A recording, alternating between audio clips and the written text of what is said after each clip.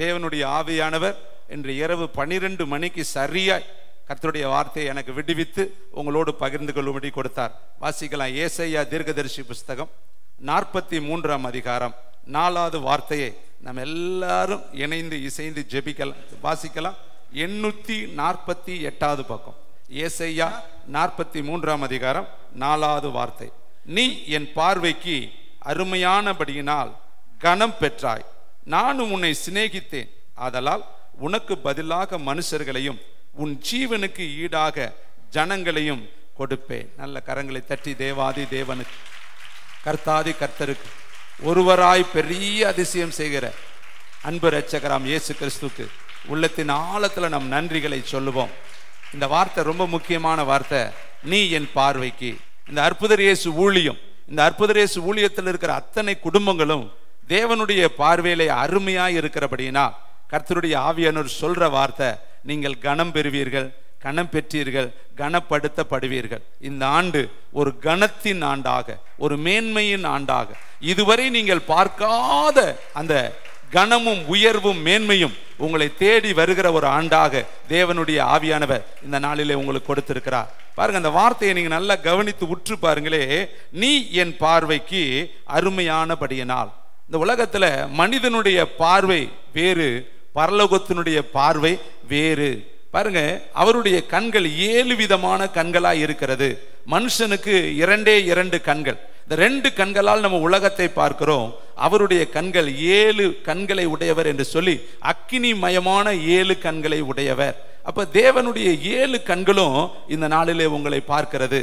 செருபாபேலின் கையில் இருக்கிற தூக்கு நூலை கர்த்தருடைய 7 கண்களும் ஆச்சரியமாய் பார்த்தது, அற்புதமாய் பார்த்தது, மகிமையாய் பார்த்தது என்று வேதத்தில் எழுதப்பட்டிருக்கிறது. இன்றைய நாளிலும் உங்களை கர்த்தர் அற்புதமாக அதிசயமாக மாற்றும்படி அவருடைய கண்கள் உங்கள் மேல் பதித்து வைக்கப்பட்டிருக்கிறது. பாருங்கள், ஒரு விபச்சாரத்தில் கண்டுபிடிக்கப்பட்ட பெண்ணை கையும் களவுமாய் பிடித்து இயேசுவினிடத்தில் கொண்டு வந்தார்கள். குற்றப்படுத்தும் முகாந்தரமாக, கல்லெறியும் முகாந்தரமாக, அவளை வேதனைப்படுத்தும் முகாந்தரமாக, அவளை புறம்பே தள்ளும் முகமாக அந்த இடத்துல கொண்டு வந்து அவர் முன்பாடி நிறுத்தி கல்லெறிவதற்கு அவரிடத்தில் அனுமதி கேட்கும்படி நின்று கொண்டிருந்தார்கள். வேதம் சொல்கிறது, அவர் தரையிலே எழுதினார். அவர் தரையிலே எழுதும் பொழுது எல்லாரும் பார்த்தார்கள், ஒவ்வொருவராக எட்டி பார்க்கிறார்கள். கர்த்தருடைய வார்த்தை சொல்கிறது, உங்களில் பாவம் இல்லாதவன் இவள் மேல் முதலாவது கல்லை எரிய கடவன் என்று சொன்ன உடனே அத்தனை பேர்களும் தங்களுடைய பாவத்தை உணர்ந்து, தங்களுடைய வாழ்க்கையில் இருக்கிற அசுத்தங்களையும் அக்கிரமங்களையும் மறைவான குற்றங்களையும் உணர்த்தப்பட்டவர்களாக எல்லாரும் கற்களை போட்டுவிட்டு அந்த இடத்தை விட்டு போய்விட்டார்கள். இயேசு சொன்னாரு, இனி பாவம் செய்யாதே, நீ போ, நான் உன்னை ஆக்கினைக்குள்ளாக தீர்க்கவில்லை என்று சொல்லி அந்த மகளை அவர் அனுப்பி வைத்தார்.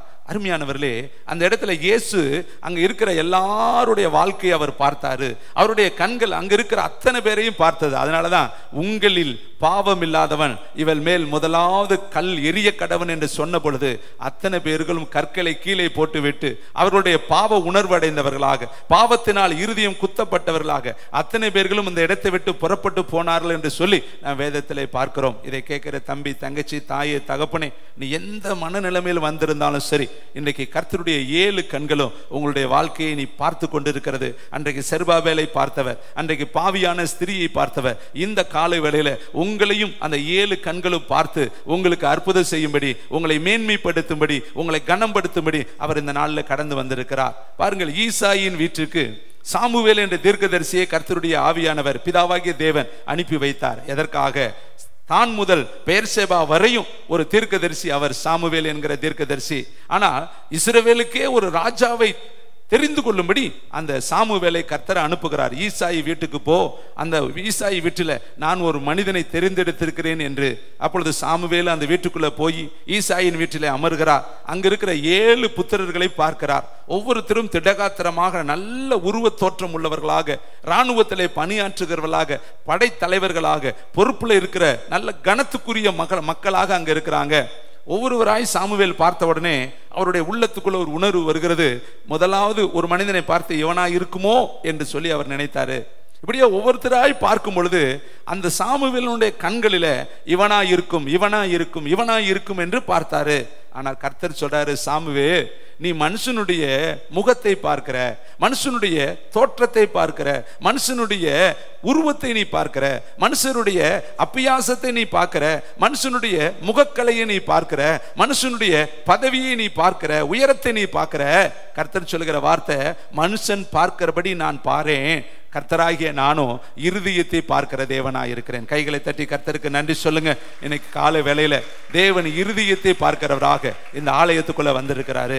உங்கள் இருதயம் அவருடைய பார்வையில வெட்ட வெளிச்சமா இருக்குது தேவனுடைய பிள்ளைகளே. வெள்ளியரகமான புஸ்தகமா இருக்கிறது தேவனுடைய பிள்ளைகளே. வேதம் சொல்கிறது, கர்த்தருடைய கண்கள் எவ்விடத்திலும் இருந்து நல்லோரையும் தீயோரையும் நோக்கி பார்க்கிறது என்று சொல்லி வேதம் சொல்கிறது.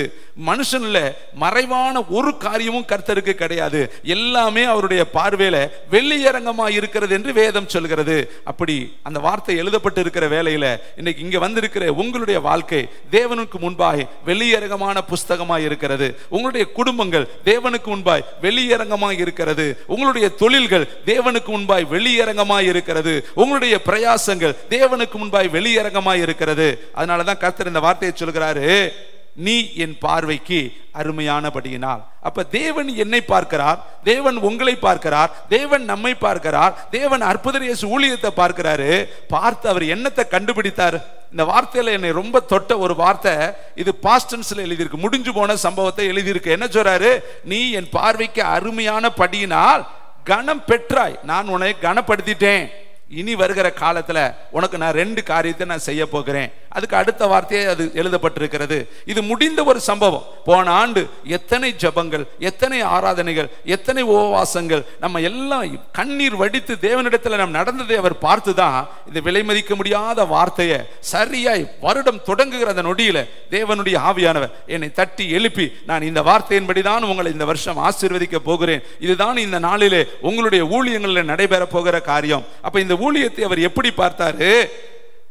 நீ என் பார்வைக்கு அப்படின்னா அற்புதர் இயேசு ஊழியம் அவருடைய பார்வைக்கு, அற்புதர் இயேசு குடும்பங்கள் அவருடைய பார்வைக்கு, அற்புதர் இயேசு ஊழியத்தில் இருக்கிற ஒவ்வொரு போர் வீரர்களும் அவருடைய பார்வைக்கு, இந்த ஊழியத்தில் இருக்கிற ஒவ்வொரு பதிவிடைக்காரர்களும் அவருடைய பார்வைக்கு, இந்த ஊழியத்தில் இருக்கிற ஒவ்வொரு சேவகர்களும் அவருடைய பார்வைக்கு, இந்த ஊழியத்தில் இருக்கிற ஒவ்வொரு யுத்த புருஷர்களும் அவருடைய பார்வைக்கு, இந்த ஊழியத்தில் இருக்கிற காரியதரிசிகள் அவருடைய பார்வைக்கு எப்படி இருக்கிறார்களா? அருமையா இருக்கிறபடியினால். அப்ப நீங்களும் நானும் கடந்த ஆண்டு 365 நாளும் தேவனுடைய பார்வையில எப்படி இருந்திருக்கிறோம்? அருமையா இருந்திருக்கிறோம். கைத்தட்டி கர்த்தருக்கு நன்றி சொல்லுங்க. நீங்கள் தான் தேவனுடைய பார்வையை தொட்டவர்கள், தேவனுடைய இருதயத்தை தொட்டவர்கள். உங்களுடைய ஜெபமும், உங்களுடைய ஊழியமும், உங்களுடைய அர்ப்பணிப்பும், உங்களுடைய உபவாசமும், உங்களுடைய கண்ணீரும், உங்களுடைய தாழ்மையும், உங்களுடைய உண்மையும், உங்களுடைய உத்தமமும் தான் தேவனுடைய இருதயத்தை தொட்டபடியினாலதான் அவர் உங்களுக்கு கொடுக்கிற வார்த்தை, கனத்தை நீ பெற்றிருக்கிறாய், நான் உன்னை கனம் பண்ணி இருக்கிறேன், நான் உன்னை மேன்மைப்படுத்தி இருக்கிறேன், நான் உங்களுக்கு மகிமையான காரியத்தை நான் செய்திருக்கிறேன். இந்த வேதத்துல யாருக்கெல்லாம் கனம் கொடுக்கணும்னு வேதம் சொல்கிறது, அதை நான் சொல்லி கடைசியில் அந்த 2 ஆசீர்வாதத்தை சொல்லி நான் உங்களுக்கு முடிக்க விரும்புகிறேன். 1 தீமோத்தேயு புஸ்தகம் 5ஆம் அதிகாரம் 17வது வார்த்தை, 289வது பக்கம். யார் கனத்துக்குரியவர்கள், யாரை கர்த்தர் கனத்துக்குரியவர்களாய் இந்த பூமியிலே பார்க்கிறார் என்று சொல்லி வாசிக்கலாமா? நன்றாய் விசாரணை செய்கிற மூப்பர்களை, விசேஷமாய் திருவசனத்திலும் உபதேசத்திலும் பிரயாசப்படுகிறவர்களே இரட்டிப்பான கனத்திற்கு பாத்திரராக எண்ண வேண்டும். யாரு 2 மடங்கு கனத்திற்கு பாத்திரர்கள்? 3 விதமான ஜனங்கள் 2 மடங்கு கனத்திற்கு பாத்திரர்கள் என்று சொல்லி தீமோத்தேயுக்கு பவுல் நிருபம் எழுதுகிறார். முதல் காரணம், நன்றாய் விசாரணை செய்கிறவர்கள். கடந்த ஆண்டு இந்த ஊழியத்தை எவ்வளவு அருமையாய் நீங்கள் விசாரணை செய்தீர்கள். ஜப ஊழியம்னாலும் அதற்குரிய ஆயத்தம் உங்களிடத்துல இருந்தது, பாடல்கள் ஊழியம்னாலும் அதற்குரிய ஆயத்தம் உங்களிடத்துல இருந்தது, உபவாச ஊழியம்னாலும் அதற்குரிய ஆயத்தமும் ஜெபமும் உங்களிடத்துல இருந்தது, ஆராதனை எடுக்கணும்னாலும் அதற்குரிய ஆயத்தமும் ஜெபமும் அர்ப்பணிப்பும் உங்களிடத்துல இருந்தது, செய்தி கொடுக்க வேண்டும் என்றாலும் அதற்குரிய ஆயத்தமும் அர்ப்பணிப்பும் பிரயாசமும் கண்விழிப்பும் உத்தரவாதமும் உங்களிடத்துல இருந்தது. இந்த ஆலயத்தினுடைய காரியங்களை அழகுபடுத்த வேண்டும் என்று சொன்னாலும் அதற்காக நீங்கள் அதிக பிரயாசப்பட்டு சிரத்தை எடுத்து உங்களை அர்ப்பணித்து தாழ்மையோடு உங்கள் பதவிகளை பார்க்காமல், பட்டங்களை பார்க்காமல், படிப்புகளை பார்க்காமல், பதவிகளை பார்க்காமல் உங்களை தாழ்த்தி நீங்கள் அமர்ந்து இந்த ஆலயத்தில் கொத்தளமிட்டு இந்த ஆலயத்து பணிமூட்டு பணிகளில் நீங்கள் வேலை செய்தது எல்லாவற்றையும் கர்த்தர் பார்த்துதான். கர்த்தருடைய வேதம் சொல்கிறது, நன்றாய் விசாரணை செய்கிற மூப்பர். அப்ப மூப்பர்கள் யாரு? விசாரணை செய்கிறவர்கள், வருகிறவர்களை விசாரிக்கிறவர்கள், ஆலயத்தினுடைய நன்மை தீமைகளை விசாரிக்கிறவர்கள், ஆலயத்தில் நடக்கிற ஊழியங்களை விசாரிக்கிறவர்கள், அந்த ஊழியத்திலே பொறுப்பிலே வந்து அந்த பொறுப்பிலே நின்று கர்த்தருடைய ஊழியத்தை நடப்பிக்கிறவர்கள். அப்ப இந்த மூப்பர் நன்றாய் விசாரணை செய்கிறவர்களையும், அடுத்து விசேஷமாக திருவசனத்திலும், எப்பொழுது பார்த்தாலும் வேதத்தை படிச்சு படிச்சு படிச்சு படிச்சு அதை தியானம் பண்ணி ஜெப குறிப்புகள் நடத்த உங்களுக்கு வாய்ப்பு கொடுக்கும் பொழுதெல்லாம் எத்தனை அதற்கு உரிய வசனங்களை எடுத்து ஆதார வசனங்களை கொண்டு வந்தீங்க. அதெல்லாம் கர்த்தருடைய 7 கண்களும் பார்த்தது. ஒரு ஜெப குறிப்பு நடத்துவதற்கு வேதாகமத்தின் உள்ளே ஊடுருவி போய் பலவிதமான வசனங்களை, அதற்கு ஒத்த வசனங்களை எடுத்து அந்த வசனங்களை கொண்டு வந்து தேவனுடைய பிரகாரத்தில் நின்று இந்த வசனத்தை சொல்லி அந்த வசனத்துக்கு ஏற்ற ஜெப குறிப்புகளை நடத்தினீங்க இல்லையா? அதெல்லாம் பரலோகத்தினுடைய 7 கண்களும் பார்த்துதான் பூரித்து போய் உங்களை பார்த்து இன்னைக்கு கர்த்தர் சொல்றாரு, நீங்கள் நன்றாய் விசாரணை செய்தீங்க, நீங்க நன்றாய் திருவசனத்தில் நீங்கள் என்ன பண்ணீங்க, நிலைத்து நின்னீங்க. அடுத்து பாருங்க, உபதேசிக்கிறதிலும் பிரயாசப்பட்டவர்களே. உபதேசத்தை, ஒரு செய்தி கொண்டு வர்றதுக்கு எத்தனை பதிவிடை ஜெபம், வெள்ளிக்கிழமை காலையில ஜெபம், பதிவிடை ஜெபம், மாலையில பதிவிடை ஜெபம், சனிக்கிழமை காலையில பதிவிடை ஜெபம், சனிக்கிழமை மாலையில பதிவிடை, 4 பதிவிடை ஜெபம், 3 ஆராதனைக்கு 4 குழுக்கள், 4 விங்குகளாக, 4 பவுன்சுகளாக இந்த ஊழியத்தை தாங்கும்படி பிள்ளைகள் இறங்கி பிரசங்கத்திற்காக, செய்திக்காக, வார்த்தை, கர்த்தருடைய வார்த்தை உலகமெங்கும் போவதற்காக எவ்வளவு ஜெபம். நான் வீட்டில் போய் ஒவ்வொரு முறையும் யோசித்து பார்ப்பேன். நான் பேச போறது நாங்க, முன்னாடி நிற்க போறது நாங்க, ஆனா எங்களுக்கு பின்னாடி எத்தனை ஜனங்கள் போராடி ஜெபிக்கிறாங்க, பிரயாசப்படுகிறாங்க. முதல் ஆராதனைக்கு ஜெபம் பண்ணுங்கன்னா அதுக்கு 10-15 பேர், 2வது ஆராதனைக்கு ஜெபம் பண்ணுனா 10-15 பேர், 3வது ஆராதனைக்கு ஜெபம் பண்ணுங்க, செய்திக்காக ஜெபம் பண்ணுங்கன்னா அதுக்கு 10-15 பேர். அத்தனை பேருடைய ஜெபமும் பிரயாசமும் தாங்க ஒவ்வொரு செய்தியும் உலகம் முழுவதும் கொண்டு போகக்கூடிய செய்தியா இருக்கிறது. அப்ப பாருங்க, இந்த 3 ஆசீர்வாதமும் உங்களுக்கு தான் கர்த்தர் சொல்றாரு. இப்படிப்பட்டவர்களை தான் எத்தனை கணத்திற்கு பாத்திரவானா? 2 மடங்கு கணத்திற்கு பாத்திரவான்கள். அந்த வசனத்தை வாசிங்க. நன்றாய் விசாரணை செய்கிற மூப்பர்கள். மூப்பர்கள்லாம் யாரு? சபையில முக்கிய பொறுப்புல இருக்க. நீங்க ஒவ்வொருத்தரும் முக்கிய பொறுப்புல இருக்கிறீங்க. உங்களுக்கு ஒவ்வொருவரையும் கர்த்தர் முக்கியத்துவம் வாய்ந்தவர்களாய் வைத்திருக்கிறாரு. உங்களை அழகாய் கர்த்தர் பார்க்கிறார். நன்றாய் விசாரணை செய்கிற மூப்பர்கள். அப்ப விசாரிக்காதவர்களும் இருப்பார்கள், கண்டுக்காதவர்களும் இருப்பார்கள். அவர்களை இங்கு சொல்லப்படல. விசாரணை செய்கிற மூப்பர்களையும், அடுத்து விசேஷமாய் திருவசனத்திலும் விசேஷமாய் உபதேசத்திலும் பிரயாசப்படுகிறவர்களே எத்தனை கணத்திற்கு பாத்திரரா? ரெட்டிப்பான கணத்திற்கு பாத்திரராக எண்ண வேண்டும். இந்த வார்த்தையை எழுதினவர் ஆவியானவர். அதனாலதான் கர்த்தர் சொல்றாரு, உங்களை எல்லாரையும் நான் ரெட்டிப்பான கணத்திற்கு பாத்திரராய் பார்க்கிறேன். கைத்தட்டி கர்த்தருக்கு நன்றி சொல்லுங்க. 2024க்கும் நீங்கள் பாத்திரவான்கள், 2025க்கும் நீங்கள் பாத்திரவான்களா இருக்கிறீங்க. ஏன்னா போன ஆண்டு நீங்க பட்ட பிரயாசத்தை இந்த ஆண்டும் நீங்கள் செய்வீர்கள் என்ற நம்பிக்கையோடு கூட ஆபிரகாமுக்கு என்னுடைய ரகசியத்தை மறைப்பேனோ என்று கர்த்தர் சொன்னார் அல்லவா?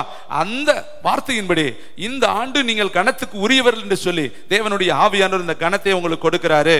அடுத்து பாருங்க, வேற யாரை கனம் பண்ண வேண்டும்? யோவான் சுவிசேஷம் 12ஆம் அதிகாரம் 26வது வசனம், 146வது பக்கத்தை நம்ம எடுத்துக்கொள்வோம். தேவனுடைய ஆவியானவர் மகிமை அடைவாராக. கர்த்தருடைய வல்லமை பலத்த இடிமுழக்கம் போல இந்த எல்லைகளில் அது இறங்கி கொண்டு இருப்பதாக. தேவனுடைய கரத்தின் வல்லமை ஜனங்களுக்குள்ளே ஊடுருவி வந்து கொண்டு இருப்பதாக. வாசிக்கலாம். யோவான் 12:26. ஒருவன் எனக்கு ஊழியம் செய்கிறவனானால் என்னை பின்பற்ற கடவன். ஃபர்ஸ்ட் ஊழியம் என்பது இயேசுவை பின்பற்றுவது, ஊழியம் என்பது பரலோகத்தை பின்பற்றுவது, ஊழியம் என்பது பரிசுத்தத்தை பின்பற்றுவது, ஊழியம் என்பது தாழ்மையை பின்பற்றுவது, ஊழியம் என்பது அடிக்கப்படுவதற்கு ஒப்பு கொடுப்பது, ஊழியம் என்பது உடைத்து நொறுக்குவதற்கு ஒப்பு கொடுப்பது, ஊழியம் என்பது பிதாவினுடைய சித்தத்தை மட்டுமே இந்த பூமியில ஸ்தாபிப்பது தான் ஊழியம். அதனாலதான் கர்த்தர் சொல்றாரு, ஒருவன் எனக்கு ஊழியம் செய்கிறவனானால் என்னை பின்பற்ற கடவன். இயேசு எப்படி இருந்தார்? எப்படிப்பட்ட வாழ்க்கை வாழ்ந்தார்? அவரு வேதம் சொல்லுது 33 வருடம் இந்த உலகத்திலே அவர் வாழ்ந்தாரு. ஆனால் 30 வருடம் பெற்றோருக்கு அவர் கீழ்ப்படிந்திருந்தாரு. 30 வருடம் பெற்றோர்கள் சொல்லக்கூடிய அத்தனை காரியத்தையும் செய்து கொண்டு குணசாலியான ஒரு மகனாக அவர் வீட்டில் இருந்தாரு. அவரு மற்ற இடத்துல அவர் உலாவினதாக நீங்க பார்க்க முடியாது. 12 வயதுல தேவாலயத்தில் இருந்தார் என்று எழுதப்பட்டிருக்கிறது. போதகர்கள் நடுவிலே உலாவினார் என்று எழுதியிருக்கிறது. போதகர்கள் நடுவிலே அவர் தேவனுடைய வார்த்தையை பிரசங்கித்தார் என்று எழுதியிருக்கிறது. இதை தவிர மற்ற நாட்களிலே அவர் என்ன செய்தார் என்று வேதத்தில் எழுதப்படல. ஆனால் பெற்றோருக்கு அவர் கீழ்ப்படிந்திருந்தாரு. அவருடைய ஊழியத்தின் பாதைகள் 3.5 ஆண்டுகள் மட்டும்தான். 3.5 ஆண்டுகள் தான் அவர் இந்த உலகத்திற்குள்ள அவர் ஊழியத்தை செய்தார். நீங்கள் வேதத்தை கூர்ந்து பார்த்தால் கானாவூர்ல இருப்பாரு, கலிலேயாவில் இருப்பாரு, நாசரேத்துல இருப்பாரு, அப்படியே செப்லோன்ல இருப்பாரு, இப்படியே ஒவ்வொரு இடமாய் அவர் போய்கிட்டே இருப்பாரு, ஒவ்வொரு பட்டணமாய் அவர் போய்கிட்டே இருப்பாரு. வேதம் சொல்லுது, மனுஷகுமாரனுக்கு தலை சாய்க்க இடம் இல்லை. ஆகாயத்து பறவைகளுக்கோ கூடுகள் உண்டு, நரிகளுக்கோ குழிகள் உண்டு, ஆனால் மனுஷகுமாரனுக்கோ தலை சாய்க்க இடமில்லை என்று வேதம் சொல்கிறது. அப்ப இந்த 3.5 வருஷமும் ஒரு நாள் கூட அவர் ஓய்வு எடுக்கல. வேதம் சொல்கிறது ஒரே ஒரு இடத்துல, அது கப்பலின் பின்னணியத்துல அவர் தலை சாய்த்திருந்தார். இதை தவிர நீங்கள் வேதத்துல எந்த ஒரு இடத்திலையும் அவர் ஓய்வு எடுத்தார், தூங்கினார் என்று நீங்கள் பார்க்கவே முடியாது. ஏனென்றால் அவர் இரவெல்லாம் ஜெபிக்கிறவராய் இருந்தார். லூக்காவில் நீங்க வாசித்து பார்த்தால எடுக்க வேண்டாம், அவர் இரவெல்லாம் மலையில போய் ஜெபம் பண்ணினார், வனாந்தரத்துல போய் ஜெபம் பண்ணினார். சீசர்களை ஊழியத்திற்கு அழைப்பதற்கு முன்பாய் அவர் ஜெபம் பண்ணினார். ஊழியத்திற்கு வருவதற்கு முன்பாய் 40 நாட்கள் அவர் ஜெபம் பண்ணினார். அவருடைய ஊழிய பாதைகளை பார்த்தீங்கன்னா இரவெல்லாம் ஜெபம், பகலெல்லாம் ஊழியம், இரவெல்லாம் ஜெபம், பகலெல்லாம் ஊழியம். இப்படித்தான் அவர் தேவனுடைய ஊழியத்தை நிறைவேற்றினார். இப்ப நமக்கும் கர்த்தருடைய ஆவியானவர் இந்த வருஷத்துல சொல்றாரு, 2025 ஊழியம் செய்ய விரும்புறியா? பரலோகத்தினுடைய விருப்பத்தை நிறைவேற்ற விரும்புகிறியா? நீ என்ன பின்பற்றணும்? எப்படி நான் தேவனுடைய சித்தத்தை இந்த பூமியில பூரணமாய் பின்பற்றி ஜெபம் பண்ணினோ, இரவெல்லாம் ஜெபம் பண்ணி பகலெல்லாம் ஊழியம் செய்தனோ, அதுபோல நீயும் உன்னுடைய வாழ்க்கையில இரவெல்லாம் ஜெபிக்க கற்றுக்கொள்ளணும், பகலெல்லாம் ஊழியம் செய்ய நீ கற்றுக்கொள்ளணும். இயேசு சொன்னார், நானும் என் பிதாவும் ஒன்றாய் இருக்கிறோம். பிதாவுக்கு பிரியமானவைகளை நான் எப்பொழுதும் செய்கிறபடியினால் பிதா என்னை தனியே இருக்க விடுவதே கிடையாது. பிதா சொல்ல குமாரன் காண்கிறது எதுவோ அதை அன்றி வேறு ஒன்றையும் அவர் தாமாக செய்யவே மாட்டாராம். எப்பொழுதுமே கம்யூனிகேஷன் பரலோகத்துல இருந்து கேட்டுக்கிட்டே இருப்பாரு. பாருங்க, சீசர்கள் வந்து கேட்கும் பொழுது சொல்றாரு, இன்னும் என்னுடைய வேலை வரவில்லை, பிதாவினிடத்துல இருந்து எனக்கு இன்னும் தேவனுடைய திட்டம் வெளிவரவில்லை. கானா ஒரு திருமணத்துல பார்த்தா, இன்னும் மரியாளே உனக்கும் எனக்கும் என்ன, ஸ்திரியே உனக்கும் எனக்கும் என்ன, இன்னும் என் வேலை வரல, இன்னும் பிதாவாகிய தேவன் என்னை அற்புதம் செய்யும்படி சொல்லல, பிதாவாகிய தேவன் இதற்கு இதோ வழிநடத்தல தரல, அந்த வேலைக்காய் நான் காத்திருக்கிறேன். அப்ப பாருங்க, ஒரு சின்ன காரியம் முதல் கொண்டு ஒரு பெரிய காரியம் வரையும் பிதாவினுடைய திட்டத்தை இயேசு இந்த பூமியில நிறைவேற்றினாரு. நீங்க யோவான் 17ஆம் அதிகாரத்துல வாசித்து பார்த்தால் பிதாவே வேலை வந்தது. அப்ப பிதாவினுடைய வேலைக்காக இயேசு ஒவ்வொரு நாளும் ஒவ்வொரு நிமிடமும் அவர் காத்து காத்து காத்திருந்து ஜெபித்து அந்த திட்டத்தை அவர் இந்த பூமியிலே நிறைவேற்றினாரு. அப்ப வேதம் சொல்லுது, ஒருவன் எனக்கு ஊழியம் செய்வான் என்றால் என்னை பின்பற்ற கடவன், நான் எங்கே இருக்கிறேனோ அங்கே என் ஊழியக்காரனும் இருப்பான். இயேசு எங்க இருந்தாரு? உங்களுடைய வாழ்க்கையில தெரியும். அவர் முதல்ல பிறந்த இடத்துல பாத்தீங்கன்னா மாட்டு தொழுவத்துல இருந்தாரு. அடுத்து எங்க இருந்தாரு? தச்சன் வீட்டுல இருந்தாரு. அடுத்து எங்க இருந்தாரு? தாழ்மையுள்ளவராய் இருந்தார். வேதம் சொல்லுது, முடிவு பரியந்தமும் தன்னை தாழ்த்தினார். காரி துப்பும் பொழுது முகத்தை மறைத்துக் கொள்ளவில்லை, தலையில கொட்டும் பொழுது தன்னுடைய தலையை மறைத்துக் கொள்ளவில்லை, அவரை கன்னத்தில் அறையும் பொழுது தன்னுடைய கன்னத்தை அவர் மறைத்துக் கொள்ளவில்லை, அவரை மிலார்களால் அடிக்கும் பொழுது தன்னுடைய முதுகை அவர் மறைத்துக் கொள்ளவில்லை. வேதம் சொல்லுது, ஏசாயா 53 உளப்பட்ட நிலம் போல அவருடைய முகம் மாறினது, அவருடைய முதுகு மாறினது. இதோ அவருடைய உச்சம் தலையிலிருந்து உள்ளங்கால் வரையும் அத்தனை அவயங்களும் இரத்த வெள்ளத்தினாலே மிதந்தது. பார்க்கத்தக்க ரூபம் அவருக்கு இல்லை, அந்தகாரப்பட்டாரு. அவருடைய உருவம் பார்த்தீங்கன்னா அகோரமாய் மாறினது. அவருடைய பார்க்கத்தக்க ரூபமற்றவராக அவர் இருந்தார் என்று வேதம் அப்படித்தான் தன்னை ஒப்பு கொடுத்தாரு. நான் எங்கே இருக்கிறேனோ அங்கே என் ஊழியக்காரனும் இருப்பான். உனக்கு ஊழியம் செய்ய ஆசையா? நீ அந்த காரத்துக்குள்ள கடந்து போகணும், வேதனைக்குள்ள கடந்து போகணும், கண்ணீருக்குள்ள கடந்து போகணும், அடிகளுக்குள்ள கடந்து போகணும், காவலுக்குள்ள கடந்து போகணும். பவுலடிகளுடைய வாழ்க்கையை நீங்க பிரத்யட்சணமா எடுத்து படிச்சு பாருங்க. நான் இயேசுவுக்காக 5 முறை அடிக்கப்பட்டேன், கப்பற் சேதத்துல இருந்தேன், பிரயாண சேதத்துல இருந்தேன், உபவாசத்துல இருந்தேன், கண்விழிப்புகள்ல இருந்தேன், காவல்களில் இருந்தேன். 5 முறை யூதர்களால் 1 குறை அடிக்கப்பட்டேன். இதோ கள்ள சகோதரர்களால் வந்த மோசங்களிலும், சொந்த ஜனங்களால் வந்த மோசங்களிலும், இதோ சுய ஜனங்களால் வந்த மோசங்களிலும் நான் கஷ்டப்பட்டேன், கண்ணீர் வெடிச்சேன். இப்படி என்னுடைய ஊழியத்தை நான் பூரணமாய் நிறைவேற்றினேன் என்று சொல்லி பவுலடிகள் ஊழியத்தில் தன்னுடைய பிரயாசத்தை எழுதுகிறாரு. இதை கேட்கிற தம்பி, தங்கச்சி, தாயே, தகப்பனே, ஒருவேளை இந்த 2025 ஒரு பெரிய அற்புத ஆண்டு என்று நீ எதிர்பார்த்து வந்திருக்கிறாயா?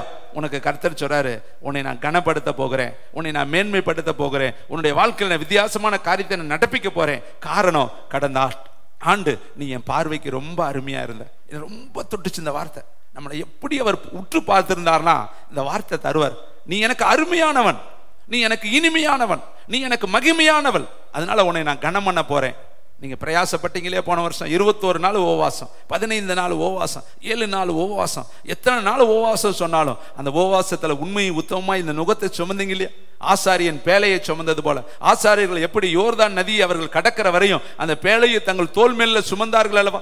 எவ்வளவு அவர்களுக்கு தோல் வலித்திருக்கும், எவ்வளவு அவர்களுக்கு கால் கடுத்திருக்கும், எவ்வளவு அவர்களுக்கு இடுப்பு வலி எடுத்திருக்கும், எவ்வளவு அவங்களுக்கு தாகம் எடுத்திருக்கும். அந்த வெயிலிலையும் அந்த குளிரிலையும் அவர்கள் இந்த பேழையை சுமந்து சுமந்து நின்றார்கள் அல்லவா? மோசேயுடைய கைகள் தாழ்ந்த பொழுது எப்படி ஒரு ஆரோனும் ஒரு ஊரும் அந்த கைகளை மணிக்கணக்காய் தாங்கினார்களோ அதுபோல ஆசாரியர்கள் மணிக்கணக்காய் பேழையை சுமந்தார்கள். அது 1 நாள் 2 நாள் 3 நாள் எழுதப்படல, எத்தனை நாட்கள் எத்தனை நேரம் என்று எழுதப்படல.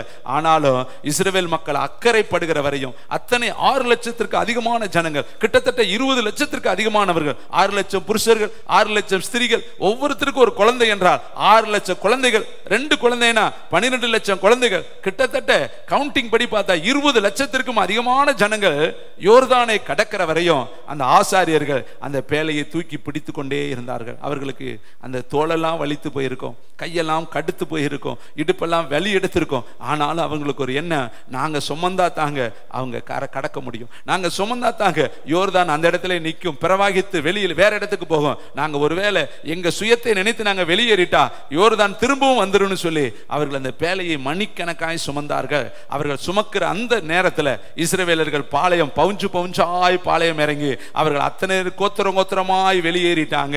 இப்பொழுது ஆசாரியர்கள் காலை எடுத்து வெளியே வச்சாங்க, மீண்டும் பிரவாகித்து அந்த யோர்தான் நதி பழைய பாதையில ஓடிச்சாங்க. கைத்தட்டி கர்த்தருக்கு. அப்ப சுமக்கிறவன் தாங்க ஊழியக்காரன். எப்படி ஒரு தாய் தன் பிள்ளைய வயிற்றுல சுமக்கிறாளோ அதுபோல ஊழியத்தை நீங்க இருதயத்துல சுமக்கணும், ரத்தத்துல சுமக்கணும், உங்க அணுக்கள்ல சுமக்கணும், உங்க உணர்வுகள்ல சுமக்கணும், உங்க மைண்ட்ல நீங்க சுமக்கணும். உங்களுடைய ரத்தத்துல ஓடுற ஒவ்வொரு உணர்வுகளையும் தேவன் உங்களுக்கு கொடுத்த ஊழியத்தை நீங்க சுமந்தீங்கன்னா தேவனுடைய பார்வையில நீங்கள் அருமையானவர்கள், தேவனுடைய பிள்ளைகளே. இங்க பாருங்க, நான் எங்கே இருக்கிறேனோ அங்கே என் ஊழியக்காரனும் இருப்பான். அதுக்கடுத்து வாசிக்கலாம். ஒருவன் எனக்கு ஊழியம் செய்தால் அவனை கைத்தட்டி கர்த்தருக்கு பிதாவானவ கனம் பண்ணுவாரு. இந்த உலகத்துல யாருமே நம்மளை கனம் பண்ணாவிட்டாலும் பரவாயில்லைங்க.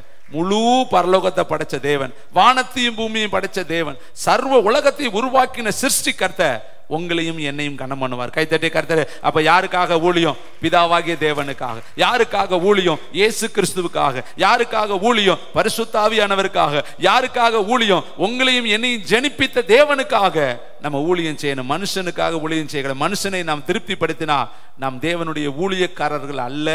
வேதம் சொல்றது லோபத்தனமான காரியத்தால நம்ம ஊழியம் செய்யக்கூடாது, மன உற்சாகத்தோடு நம்ம ஊழியம் செய்யணும். கர்த்தர் சொல்ற வார்த்தையை பாருங்க, ஒருவன் எனக்கு ஊழியம் செய்தால் மனிதர்கள் கனம் பண்ண மாட்டாங்க, உங்க ஊரார்கள் கனம் பண்ண மாட்டாங்க, உங்க பட்டணத்துக்காரர்கள் உங்களை கனம் பண்ண மாட்டாங்க, உங்க வீட்டில் இருக்கிற அண்ணன் தம்பி உங்களை கனம் பண்ண மாட்டாங்க. ஆனா வானத்தையும் பூமியும் படைத்த சர்வ வல்லமையுள்ள தேவன் உங்களை கனம் பண்ணுவார். கைத்தட்டி கர்த்தருக்கு. அப்ப யார் கொடுக்கிற கனம் உங்களுக்கு தேவை? மனுஷர்கள் எங்களை கனம் பண்ண மாட்டாங்கன்னு நினைக்கிறீங்களா? அவங்க கனம் உங்களுக்கு தேவையில்லை. உங்களுக்கு ஒரே ஒரு கனம் தேவை, கர்த்தருடைய கனம். வேதம் சொல்லுது, ஆரோனை போல அழைக்கப்படாவிட்டால் ஒருவனும் இந்த கனமான ஊழியத்திற்கு வர முடியாது. அப்ப ஊழியம் என்பது பரலோகம் அழைக்கிறது தாங்க ஊழியம். நீங்க கடந்த வருஷத்துல இந்த வருஷத்துல நீங்க செய்ய போற ஊழியத்தை தேவனுடைய 7 கண்களும் ஆச்சரியமாய் பார்க்கிறது, அற்புதமாய் பார்க்கிறது. அதனால கர்த்தர் உங்களுக்கு சொல்றாரு, நான் உன்னை கனம் பண்ண போகிறேன். மல்கியா தீர்க்கதரிசி புஸ்தகம் 1ஆம் அதிகாரம் 6வது வசனத்தை வாசிக்கலாம். மல்கியா தீர்க்கதரிசி புஸ்தகம் 1104வது பக்கம். குமாரன் தன் பிதாவையும் ஊழியக்காரன் தன் எஜமானனையும் கனம் பண்ணுகிறார்களே. நான் பிதாவானால் என் கனம் எங்கே? போதும் தம்பி, நான் பிதாவானா என் கனம் எங்கே? அடுத்த வரியும் வாசிங்க. நான் எஜமானனானால் எனக்கு பயப்படும் பயம் எங்கே? என்று சேனைகளின் கர்த்தர் தமது நாமத்தை அசட்டை பண்ணுகிற ஆசாரியர்களாகிய உங்களை கேட்கிறார். அதற்கு நீங்கள் உமது நாமத்தை எதனாலே அசட்டை பண்ணினோம்? யாரை கேட்கிறாரா? ஆசாரியர்களை கேட்கிறார். என்ன கேட்கிறாரு? நான் பிதாவானா என் கனம் எங்கே? நான் எஜமானனானால் என் கனம் எங்கே? கர்த்தர் நம்மளை கனம் பண்ண விரும்புறாரு. ஆனா நீங்களும் நானும் அவரை கனம் பண்றோமா? உங்க இருதயத்துல நீங்கள் அவருடைய நாமத்தை கனம் பண்ணுகிறீர்களா? அவர் கேட்கிறாரு. ஆசாரியனை பார்த்தான் கேட்கிறாரு, ஊழியம் செய்ய வந்திருக்கிறவனை பார்த்தான் கேட்கிறாரு, அர்ப்பணித்து கர்த்தருக்காய் ஓட நினைக்கிறவனை பார்த்தான் கர்த்தர் கேட்கிறாரு, நீ நான் பிதாவானால் என் கனம் எங்கப்பா? வேதம் சொல்லுது, முதலாவது தேவனுடைய ராஜ்யத்தையும் அவருடைய நீதியை தேடுங்கள், அப்பொழுது எல்லாம் உங்களுக்கு கொடுக்கப்படும். நாளைய தினத்திற்காக கவலைப்படாதிருங்கள், நாளைய தினம் உங்களுக்காக கவலைப்படும். அந்தந்த நாளுக்கு அதினதின் பாடுகள் போதும் என்று கர்த்தர் சொல்லி இருக்கிறாரு. இன்னைக்கு கர்த்தர் நம்மளிடத்தில் எதிர்பார்க்க, நான் பிதாவானா எனக்கு நீ கொடுக்கிற கனம் எங்கே? 3 சாஸ்திரிகள் எப்படி கனம் பண்ணினார்கள், மெய்ப்பர்கள் எப்படி கனம் பண்ணினார்கள்? நீங்க வேதத்தில் வாசித்து பாருங்க. 3 சாஸ்திரிகள் அங்கிருந்து வர்றாங்க, நட்சத்திரம் வழிகாட்டி கொண்டே வருகிறது.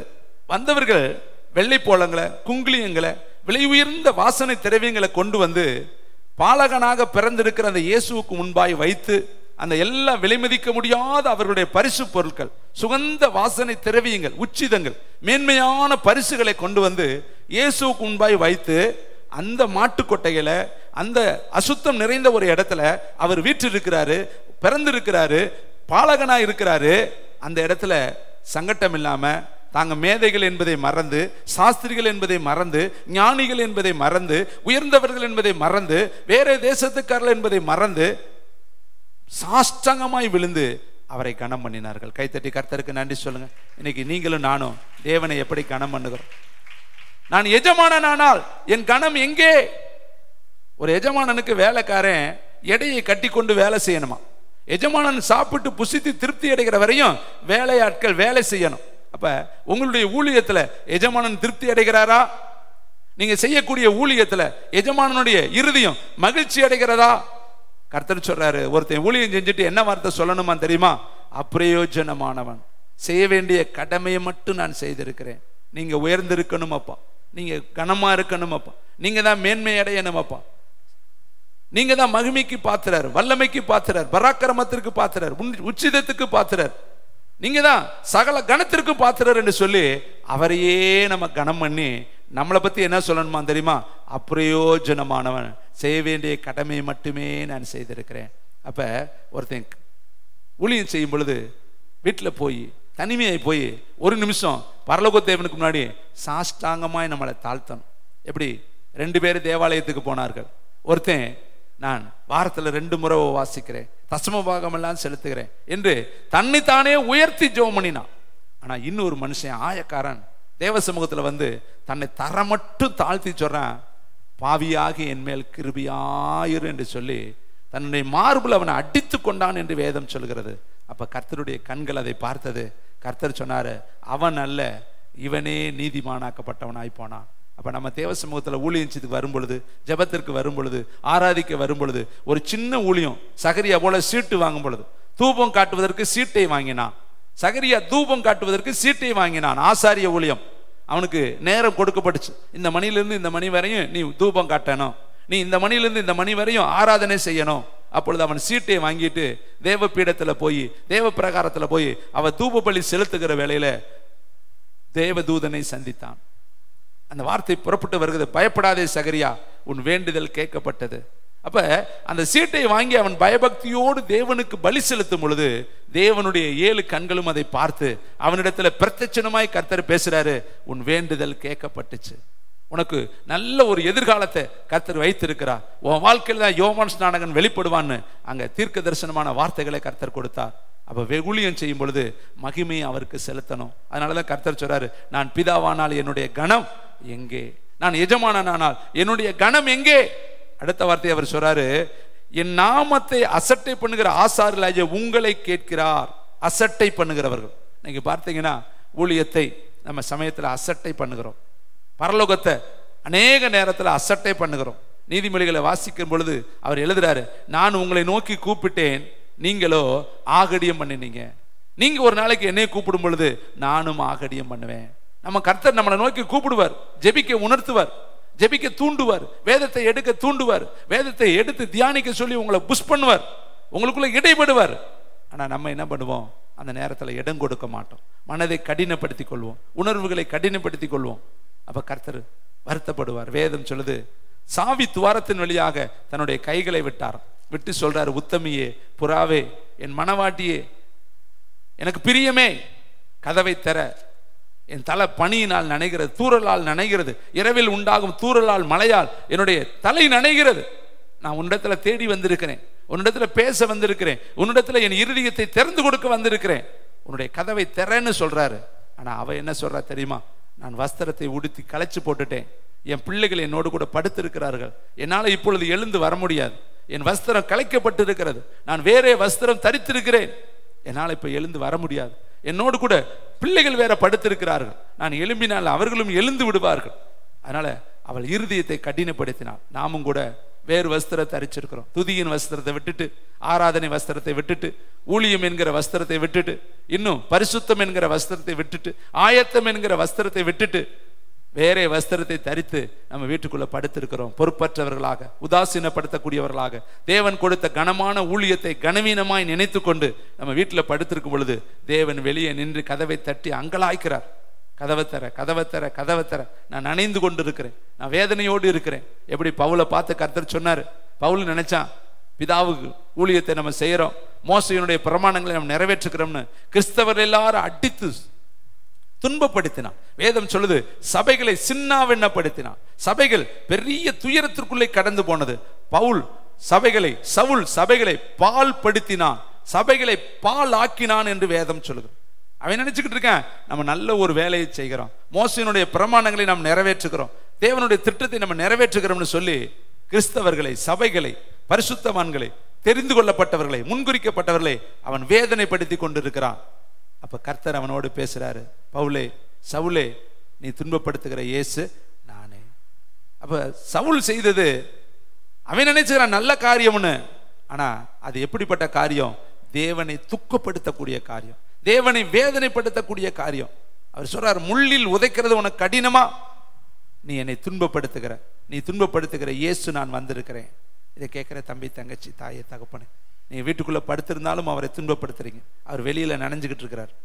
ஊழியத்தை சரியா செய்யாட்டியும் நீங்க அவரை துன்பப்படுத்துறீங்க, அவரை வேதனைப்படுத்துறீங்க, அவரை கஷ்டப்படுத்துறீங்க, அவரை காயப்படுத்துறீங்க, அவரை புறம்பே தள்ளுறீங்க. ஒருவேளை இன்றைக்கு அழைப்பை விட்டுட்டு நம்ம வேற இடத்துல நின்னோம்னா அவர் அதிக வருத்தத்தோடு இந்த கால வேளையில நம் நடுவில் முதல் தேதி வந்திருக்கிறார். நான் இந்த வருஷம் உன்னை ஆசீர்வதித்து கனம் பண்ணி உனக்கு நான் 2 ஆசீர்வாதங்களை தர வந்திருக்கிறேன். நீ இந்த நாளில் எந்த இடத்துல நிற்கிற? இன்னும் சில வசனங்கள் உங்கள் மத்தியில வைக்கிறேன். ரோமர் புஸ்தகம் 12ஆம் அதிகாரம் 10ஆம் வசனம், 221வது பக்கம். ரோமர் 12ஆம் அதிகாரம் 10வது வசனம். சகோதர சிநேகத்தில் ஒருவர் மேல் ஒருவர் பட்சமாயிருங்கள், ஒருவர் மேல் ஒருவர் பட்சமாயிருங்கள், கனம் பண்ணுகிறதுல ஒருவருக்கொருவர் முந்திக் கொள்ளுங்கள். பார்த்தீங்களா? அவர் நம்மளை கனம் பண்றாரு, ஆனா நாம ஒருத்தருக்கு ஒருத்தர் கனம் பண்ண முந்திக் கொள்வது கிடையாது. சகோதர சிநேகத்தில் எப்படி இருக்கணும்னு சொல்றாரு, ஒருவர் மேல் ஒருவர் பட்சமாயிருங்கள். பாருங்க, ஈசாக்கு ஏசா மேல பட்சமாயிருந்தான், ரெபேக்காள் யாக்கோப்பு மேல பட்சமாயிருந்தாள். அப்ப பட்சம் என்னது? ஒன்றித்திருத்தல். யாக்கோப்புக்கு ஆசை என்னது? அம்மாவுக்கு ஆசை யாக்கோப்பு, 2 பேரும் பட்சமா இருக்கிறார். அங்க ஈசாக்கை எடுத்துக்கிட்டீங்கன்னா ஏசா மேல பட்சமா இருக்கிறார். ஈசாக்குடைய எண்ணமெல்லாம் ஏசாவை ஆசீர்வதிக்கணும், ஏசாவுடைய எண்ணமெல்லாம் அப்பாவுக்கு நல்ல கறிகளை கொண்டு வந்து தரணும். ஆனா இன்னொருத்தர் இருக்கிறானே, அவன் மேல பற்றுதல் இல்லை. இங்க வேதம் சொல்லுது பாருங்க, நம்ம சகோதர சிநேகத்துல ஒருவர் மேல் ஒருவர் எப்படி இருக்கணுமா? பட்சமா இருக்கணும், ரொம்ப நெருக்கமா இருக்கணும், கிட்ட இருக்கணும்.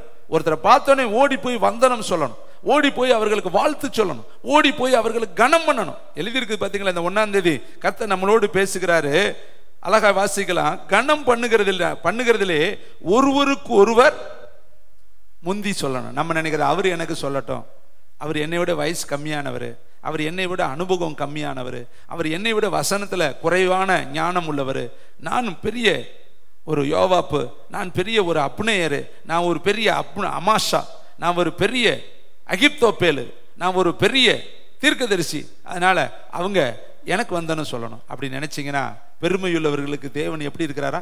எதிர்த்து நிற்கிறார். தாழ்மையுள்ளவர்களுக்கு தான் கிருபை அளிக்கிறார்.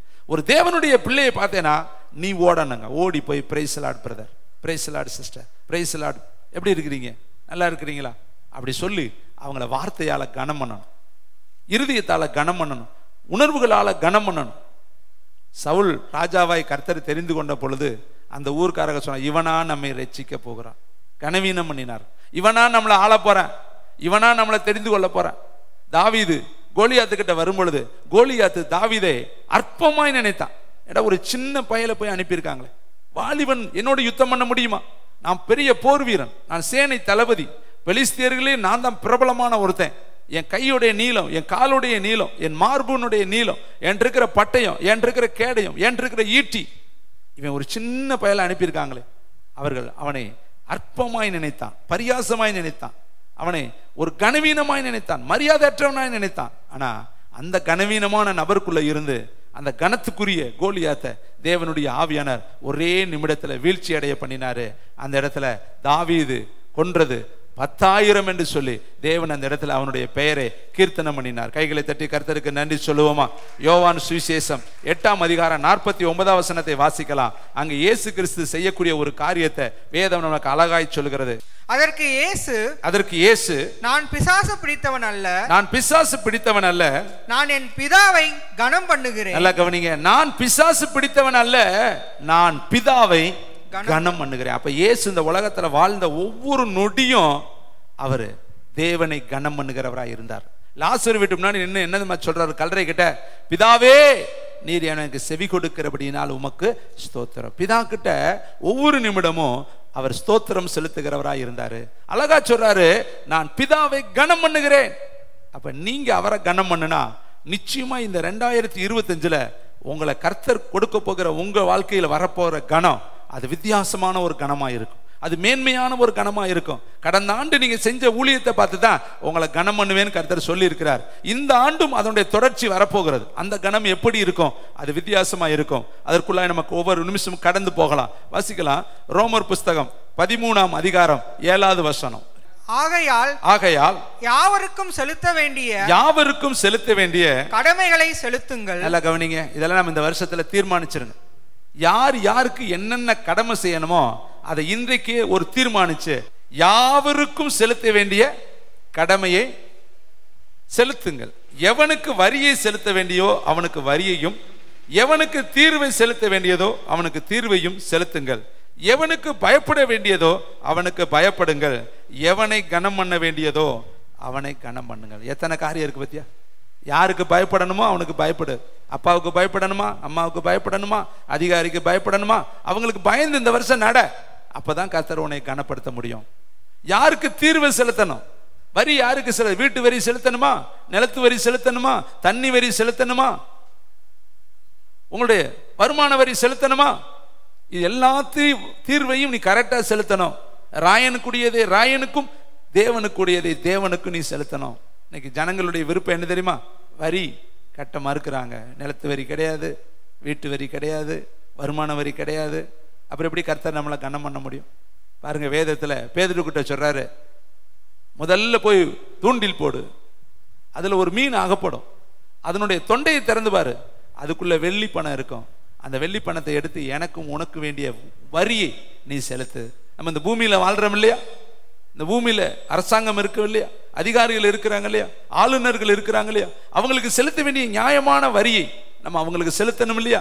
அதனால நீ முதலாவது அந்த வெள்ளி பணத்தை விற்று நீ வரியை செலுத்து, எனக்கும் உனக்கும் செலுத்து.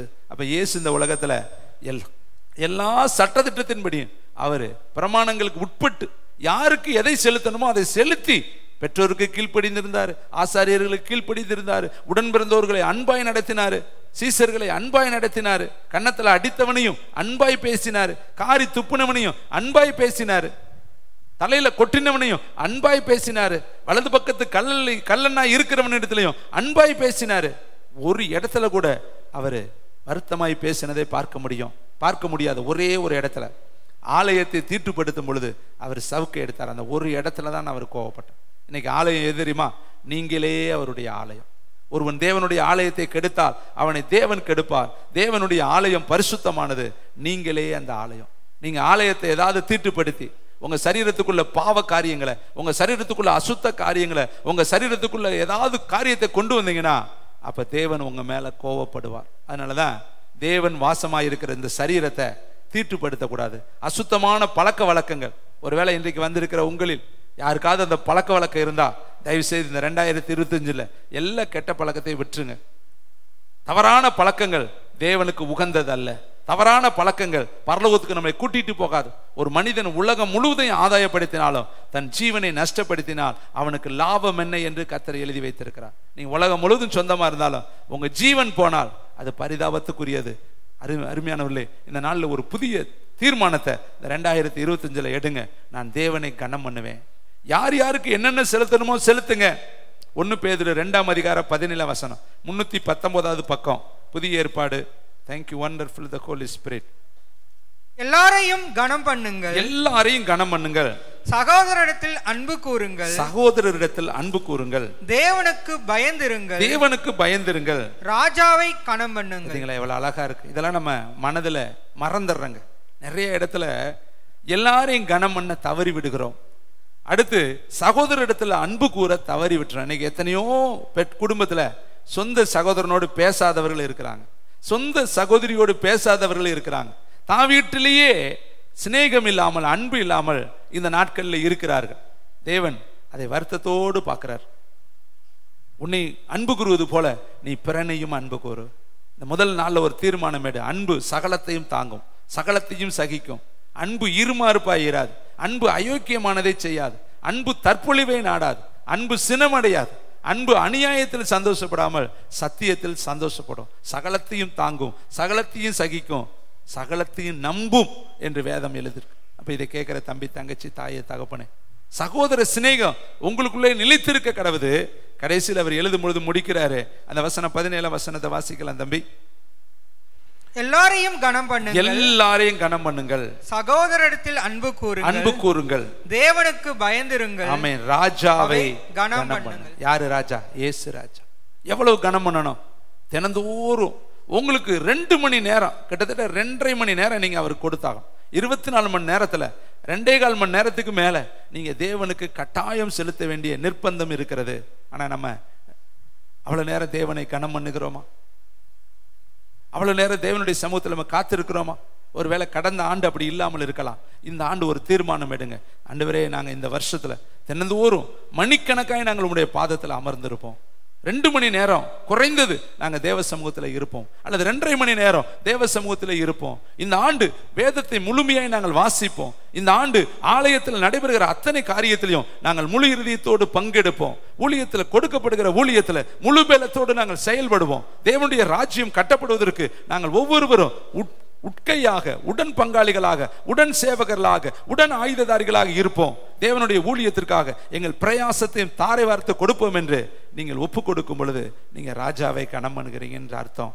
அருமையான தம்பி, தங்கச்சி, இன்னும் சில வசனங்களை உங்களுக்கு வைத்துட்டு நான் வேகமாய் கர்த்தருடைய வார்த்தைக்குள்ளே கடந்து செல்ல விரும்புகிறேன். கர்த்தர் மகிமை அடைவாராக. யாத்திரையாகமம் 20:12 10 கட்டளையில் ஒரு கட்டளை தேவன் நம்ம கொடுத்திருக்கிற கட்டளை.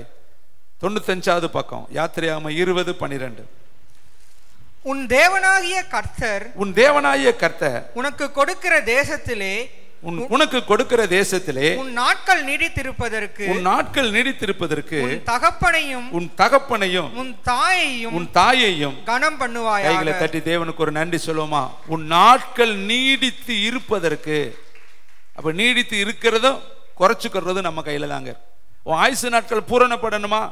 உன் ஆயுசு நாட்கள் இன்னும் கூட்டி கொடுக்கப்படணுமா? தேவனுக்கு, கர்த்தருக்கு பயப்படுதலே ஆயுசு நாட்களை கூட்டி கொடுக்கும் என்று வேதம் சொல்கிறது. ஆயுசு நாட்களை பெருக பண்ணும். நீ தேவனுக்கு பயந்து நடந்தேனா உன் ஆயுசு நாட்கள் கூட்டப்படும். வேதம் சொல்லுது, ஏன் உன் காலம் வருவதற்கு முன்பாக நீ மரிக்க வேண்டும்? நீ கர்த்தரு பிள்ளைகளை, பெற்றோர்களை கனம் பண்ணு. உனக்கு தேவன் கொடுத்த தாய் தந்தை இருக்கிறாங்க இல்லையா? இருக்கிறாங்க. அவங்கள கனம் பண்ணு, அவங்கள மதிப்பு கொடு, அவங்கள போய் அவங்களுக்கு வேண்டிய காரியங்களை செய். அதனால உன் ஆயுசு நாட்கள் பெருகும். ஆலயத்துல உனக்கு நல்ல தாய் தகப்பனை கர்த்தர் கொடுத்திருக்கிறா இல்லையா? அவங்கள கனம் பண்ணு. உன் ஆயுசு நாட்களை கர்த்தர் பெருக பண்ணுவாரு. உன்னை ஆவிக்குரிய வாழ்க்கையில் நடத்தின உத்தரவாதிகள் இருக்காங்க இல்லையா? அவங்கள நீ கனம் பண்ணு. உன் ஆயுசு நாட்களை கர்த்தர் பெருக பண்ணுவார். நான் சொல்லல, பரலோகம் எழுதி வைத்திருக்கு. 10 கட்டளையில ஒரு கட்டளை, உன் தாயையும் உன் தகப்பனையும், உன்னுடைய ஆவிக்குரிய தாயையும் உன்னுடைய ஆவிக்குரிய தகப்பனையும், உன்னுடைய வாழ்க்கையில் இருக்கிற உன்னுக்கு வழிகாட்டிகளா இருக்கிறவங்கள கனம் பண்ணு. அப்பொழுது உன் ஆயுசு காலங்களே கர்த்தர் பெருக பண்ணுவாரு. அடுத்து பாருங்க, இன்னும் அதே பகுதியில் நிறைய இருக்கு. லேவியராகமம் புஸ்தகம் 19ஆம் அதிகாரம் 32வது வசனம். நரைத்தவனுக்கு முன்பாக எழுந்து முதிர் வயதுள்ளவன் முகத்தை கனம் பண்ணி, முதிர் வயது உள்ளவனுடைய முகத்தை கனம் பண்ணி உன் தேவனுக்கு பயப்படுவாயாக. நான் கர்த்தர். நரைத்தவனுக்கு முன்பாக எழுந்து முதிர் வயதுள்ளவன் முகத்தை கனம் பண்ணி. இப்போ வயது முதிர்ந்த நிறைய பேர் நம்முடைய ஆலயத்தில் இருக்காங்க, உங்க வீட்டில் இருக்கிறாங்க. அவர்களுக்கு முன்பாக நம்ம எழுந்து நின்று கனம் பண்ணணுமா? ஆனால் நம்ம இதெல்லாம் நம்முடைய வாழ்க்கையில் அபியாசப்படுத்துறதே கிடையாது. அவங்கள ஏதோ தள்ளப்பட்ட கல்லா, புறக்கணிக்கப்பட்ட நபர்களா, ஒதுக்கப்பட்டவர்களா நம்ம நினைக்கிறோம். ஆனால் வேதம் பாருங்க, லேவியர் ஆகமத்தில் கர்த்தர் எழுதுறாரு, நரைத்தவனுக்கு முன்பாக நீ எழுந்து நிற்கணுமா. எழுந்து நின்று முதிர் வயது உள்ளவன் முகத்தை கனம் பண்ணி உன் தேவனுக்கு பயப்படுவாயாக, நான் கர்த்தர். அப்ப இதெல்லாம் இன்னைக்கு நம்முடைய வாழ்க்கையில குறைவு. தேவனுடைய பிள்ளை நம்ம யாரையுமே பெரியவங்களை மதிக்கிறது கிடையாது, சட்டை பண்றது கிடையாது. அவங்கள என்ன பண்றது? புறம்பே தள்ளுறது. அவங்கள மதிக்கிறதே கிடையாது. அவங்க உள்ளத்துல பரலோகத்தை நோக்கி பார்ப்பாங்க. தேவன் உன்னிடத்துல கேள்வி கேட்பார். எழுதியிருக்கிறேனே, நான் நரைத்தவனுக்கு முன்னாடி நீ எழுந்து நெல்லு, முதிர் வயதவனுக்கு முன்னாடி நீ எழுந்து நின்று அவனை கனம் பண்ணு நான் எழுதியிருக்கிறேனே. கர்த்தர் உன்னையே கனம் பண்ணணுமா? நீ கர்த்தருடைய வார்த்தையை கனம் பண்ணு. நீ கர்த்தருடைய வார்த்தைக்கு நடுங்கு. நீ கர்த்தருடைய வார்த்தையின் படி உன்னுடைய வாழ்க்கையில நீ நடக்கும் பொழுது ரெட்டிப்பான கனத்திற்கு கர்த்தர் உன்னை இந்த ஆண்டு பாத்திரவானாய் மாற்றுவாரு. இன்னும் வேதத்தில் சொல்லப்படுகிறதே 1 சாமுவேல் புஸ்தகம் 2ஆம் அதிகாரம் 30வது வசனம், 342வது பக்கம். ஆகையால் இஸ்ரவேலின் தேவனாகிய கர்த்தர் சொல்லுகிறதாவது, இஸ்ரவேலின் தேவனாகிய கர்த்தர் சொல்லுகிறதாவது, உன் வீட்டாரும் உன் பிதாவின் வீட்டாரும் என்றென்றைக்கும் என் சந்நிதியில் நடந்து கொள்வார்கள் என்று நான் நிச்சயமாய் சொல்லியிருந்தும் இனி அது எனக்கு தூரமாய் இருப்பதாக. அடுத்த வசனத்தை எல்லாரும் கவனமா வாசிங்க. என்னை கனம் பண்ணுகிறவர்களை நானும் கனம் பண்ணுவேன், என்னை அசட்டை பண்ணுகிறவர்கள் கன ஈனப்படுவார்கள் என்று கர்த்தர் சொல்லுகிறார். இந்த வார்த்தையை சொல்லுகிறவர் யாரு? கர்த்தர். என்னை கனம் பண்ணுனா நான் கனம் பண்ணுவேன். என்ன கனம் பண்ணலைனா அவர்கள் கனவீனப்படுவார்கள். அப்ப கனம் நீ அவருக்கு கொடுத்தேனா அவர் உன்னை கனம் பண்ணுவார். நீ அவரை கனம் பண்ணலைனா நீ கனவீனப்படுவ. இது யாருக்கு சொல்றாரு? ஏலி கிட்ட சொல்றார். ஏலி என்ன பண்ணினாரு? அவங்களுடைய மகன்களுக்கு அவர் முக்கியத்துவம் கொடுத்தார். மகன்களே அவங்க தவறு செய்தும் கண்டுக்காம இருக்கிறார். ஏன்னா மகன்களாம், நாமும் தான் அப்படி. தேவனுடைய வார்த்தைக்கு விரோதமாய் பிள்ளைகள் செய்யும் பொழுது அவங்க மனசு புண்படாம சொல்லி பார்க்கறது, இல்லாட்டி விட்டுறது. திருந்துறப்ப திருந்திக்கிட்டோம், ஒரு காலம் வரும். இப்படி நம்ம சாக்கு போக்குகளை நம்ம சொல்லிடுறோம். தேவன் அப்ப வருத்தப்படுறார். பிரம்பை கையாடாதவன் மகனை பகைக்கிறான். பிள்ளையினுடைய இருதயத்துல மதியின ஒட்டி கொண்டு இருக்கும், தண்டனையின் பிரம்போ அதை அவனை விட்டு விளக்கும். ஏழு கிட்ட தான் கர்த்தர் பேசுகிறாரு, நீ என்னை கனம் பண்ணல, உன் பிள்ளைகள் தவறா நடக்கிறது தெரிந்திருந்தோம், அவர்கள் அசுத்தமாய் நடக்கிறது தெரிந்திருந்தோம், அவர்கள் தவறான பாதையில போய்கொண்டிருக்கிறது தெரிந்திருந்தோம், நீ அவர்களை மதிப்பானேன்? அவர்களை நீ பார்க்கிறது, முகத்தை பார்க்கிறது என்ன? அவர்களுக்கு கண்டிக்காமல் இருக்கிறது என்ன? அவர்களை மனம் திரும்பும்படி அவர்களிடத்தில் பேசாமல் இருப்பது என்ன? நீ அவங்களுடைய முகத்தை பார்க்கிற, அவங்களுடைய தவறுகளை நீ பெரிதாய் பார்க்காமல், நீ அதை கண்டு காணாமல் இருக்கிற. அதன் மூலியமா நீ என்னை அசட்டை பண்ற. இதை கேட்கிற தம்பி தங்கச்சி, இந்த நாட்கள்ல நீ அவரை கனம் பண்ணினா அவர் உன்னை கனம் பண்ணுவார். நீ அவரை அசட்டை பண்ணினா அவர் நம்மை கனவீனப்பட விட்டுருவாரு. அவர் உன்னை கனம் பண்ண ஆசைப்படுறாரு. ஆனா நீ கனவீனத்துக்கு இடம் கொடுக்காத. ஆண்டவரே, இந்த வருஷம் பூரா நான் உண்மை கனம் பண்ணுவேன். வசனத்தை இன்னொரு வசனத்தை வாசிக்கலாம். 1 சாமுவேல் புஸ்தகம் 18ஆம் அதிகாரம் 30வது வசனம். பெலிஸ்தருடைய பிரபுக்கள் புறப்படுகிற பொழுதெல்லாம் தாவீது சவுலுடைய ஊழியக்காரர் எல்லாரையும் பார்க்கிலும் புத்திமானாய் நடந்து கொண்டான். அவன் பேர் மிகவும் கனம் பெற்றது. எப்படி நடந்து கொண்டானா? புத்திமானாய் நடந்து கொண்டான். சவுலுடைய படையில தாவீது ஒரு சேவகன், ஆனால் அவன் எங்க போனாலும் புத்திமானாய் நடந்து கொண்டான். இப்ப பரலோகத்தினுடைய சேனையில நீங்களும் நானும் ஒரு படை வீரர்கள், போர்முகத்துல நிக்கிற படை வீரர்கள், பராக்கிரமசாலிகள். ஆனா நம்ம எப்படி நடந்து கொள்ளணும்? புத்திமானாய் நடந்து கொள்ளணும். அப்பதான் கனம் பெற முடியும். வேதத்துல பார்த்தா 10 ஸ்திரீகள்ல 5 பேர் புத்தி உள்ளவர்கள், 5 பேர் புத்தி இல்லாதவர்கள். ஸ்திரீகள் தான். எல்லாருமே மணவாளனை எதிர்கொண்டு தான் போறாங்க. எல்லாருமே மணவாளனுக்காக தான் பிரயாசப்படுறாங்க. அதுக்காக தான் இரவெல்லாம் காத்து இருக்கிறாங்க. எல்லாத்து கையிலையும் விளக்கு இருக்கு, எல்லாத்து கையிலையும் தீப்பெட்டி இருக்கு. ஆனா எல்லாத்து கையிலையும் எரியக்கூடிய எண்ணெய் இல்லை. வேதம் சொல்லுது மணவாளனை எதிர்கொண்டு தான் போனாங்க. 2025 எல்லாரும் தான் சந்திக்க வந்திருக்கிறோம். ஆனா எண்ணெயோடு வந்திருக்கிறீங்களா? விளக்கோடு வந்திருக்கிறீங்களா? தீவெட்டியோடு வந்திருக்கிறீங்களா? அபிஷேகத்தோடு வந்திருக்கிறீங்களா? ஆயத்தத்தோடு வந்திருக்கிறீங்களா? தரிசனத்தோடு வந்திருக்கிறீங்களா? இந்த வருஷம் கர்த்தர் எனக்கு என்ன சொன்னாலும் செய்ய ஆயத்தம் என்று வந்திருக்கிறீங்களா? என்ன நோக்கத்தோடு நம்ம வந்திருக்கிறோம்னு கர்த்தருடைய 7 கண்களும் இந்த ஆலயத்தில் இருக்கிற உங்களையும் என்னையும் பார்த்து கொண்டு இருக்கிறது. 10 பேர் போறாங்க, 5 பேர் புத்தி உள்ளவர்கள், 5 பேர் புத்தி இல்லாதவர்கள். எதுல புத்தி இல்லாதவர்கள்? எரியக்கூடிய எண்ணெய் இல்லை. ஆண்டவர் வரும்பொழுது எடுத்துக்கொள்ளப்படுவதற்கு ரட்சிப்பு என்கிற எண்ணெய் வேணுமே, அபிஷேகம் என்கிற எண்ணெய் வேணுமே, தாழ்மை என்கிற எண்ணெய் வேணுமே, பரிசுத்தம் என்கிற எண்ணெய் வேணுமே, தேவனுடைய சித்தம் செய்து கூடிய அந்த எண்ணெய் நமக்குள்ளே வேணுமே. அப்பதானே அவருடைய வருகையில நம்ம எடுத்துக்கொள்ளப்பட முடியும். மணவாளன் வர தாமதித்து கொண்டு இருக்கிறாரு. அப்ப எல்லாரும் படுத்து நித்திரை அடைந்து விட்டார்கள். திடீர் என்று மணவாளன் வருகிறார் என்ற சத்தம் கேட்ட உடனே எல்லாரும் எழுந்து தங்களுடைய விளக்குகளை ஆயத்தப்படுத்தினார்கள். 5 பேர் ஆயத்தப்படுத்தின விளக்கு எரிஞ்சிச்சு. 5 பேர் ஆயத்தப்படுத்தின விளக்கு பத்த வைக்கவே முடியல. காரணம், அவங்களுடைய விளக்கு இருக்குது, தீப்பெட்டி இருக்குது, அது எரிவதற்கு தேவையான எண்ணெய் இல்லை. அவர்கள் எல்லார்ட்டையும் போய் கேட்குறாங்க, எங்களுக்கு கொஞ்சம் எண்ணெய் கொடுங்க, எண்ணெய் கொடுங்க. அவர்கள் சொல்றாங்க, விற்கிற இடத்துல போய் வாங்கிட்டு வாங்க, நாங்களும் கொஞ்சம் தான் வச்சிருக்கோம், எங்களுக்கு தான் வச்சிருக்கிறோம், நாங்கள் உங்களுக்கு தர முடியாது. அவர்கள் வாங்க போவதற்குள்ளாக மணவாளன் வந்து விட்டார். ஆயத்தமாக இருந்தவர்கள் அவரோடு கூட கல்யாண வீட்டுக்குள் பிரவேசித்தார்கள்.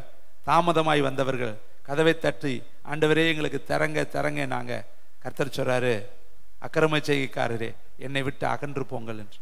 இதை கேட்குற தம்பி தங்கச்சி, ஆயத்தம் இருந்தா தான், அபிஷேகம் இருந்தா தான், கிருபை இருந்தா தான், இரக்கம் இருந்தா தான், தாழ்மை இருந்தா தான், உண்மை இருந்தா தான், உத்தமம் இருந்தா தான், உண்மையாய் தேவனுடைய ஊழியத்தை செஞ்சா தான் ஆயத்தத்துக்குள்ள நம்ம பிரவேசிக்க முடியும். தேவனுடைய பிள்ளைகளை வருஷம் கொடுத்துட்டாரு, அதை பார்த்து நம்ம சந்தோஷப்படக்கூடாது. இந்த 365 நாளும் நான் தேவ சித்தம் செய்யணுமே, நான் தேவனுடைய திட்டத்தை நிறைவேற்றணுமே, நான் தேவனுடைய ஆலோசனையை நிறைவேற்றணுமே, நான் தேவனுக்கு பயந்து நடக்கணுமே, பிதாவே சொல்லும் என்று நான் எப்பொழுதுமே சொல்லணுமே.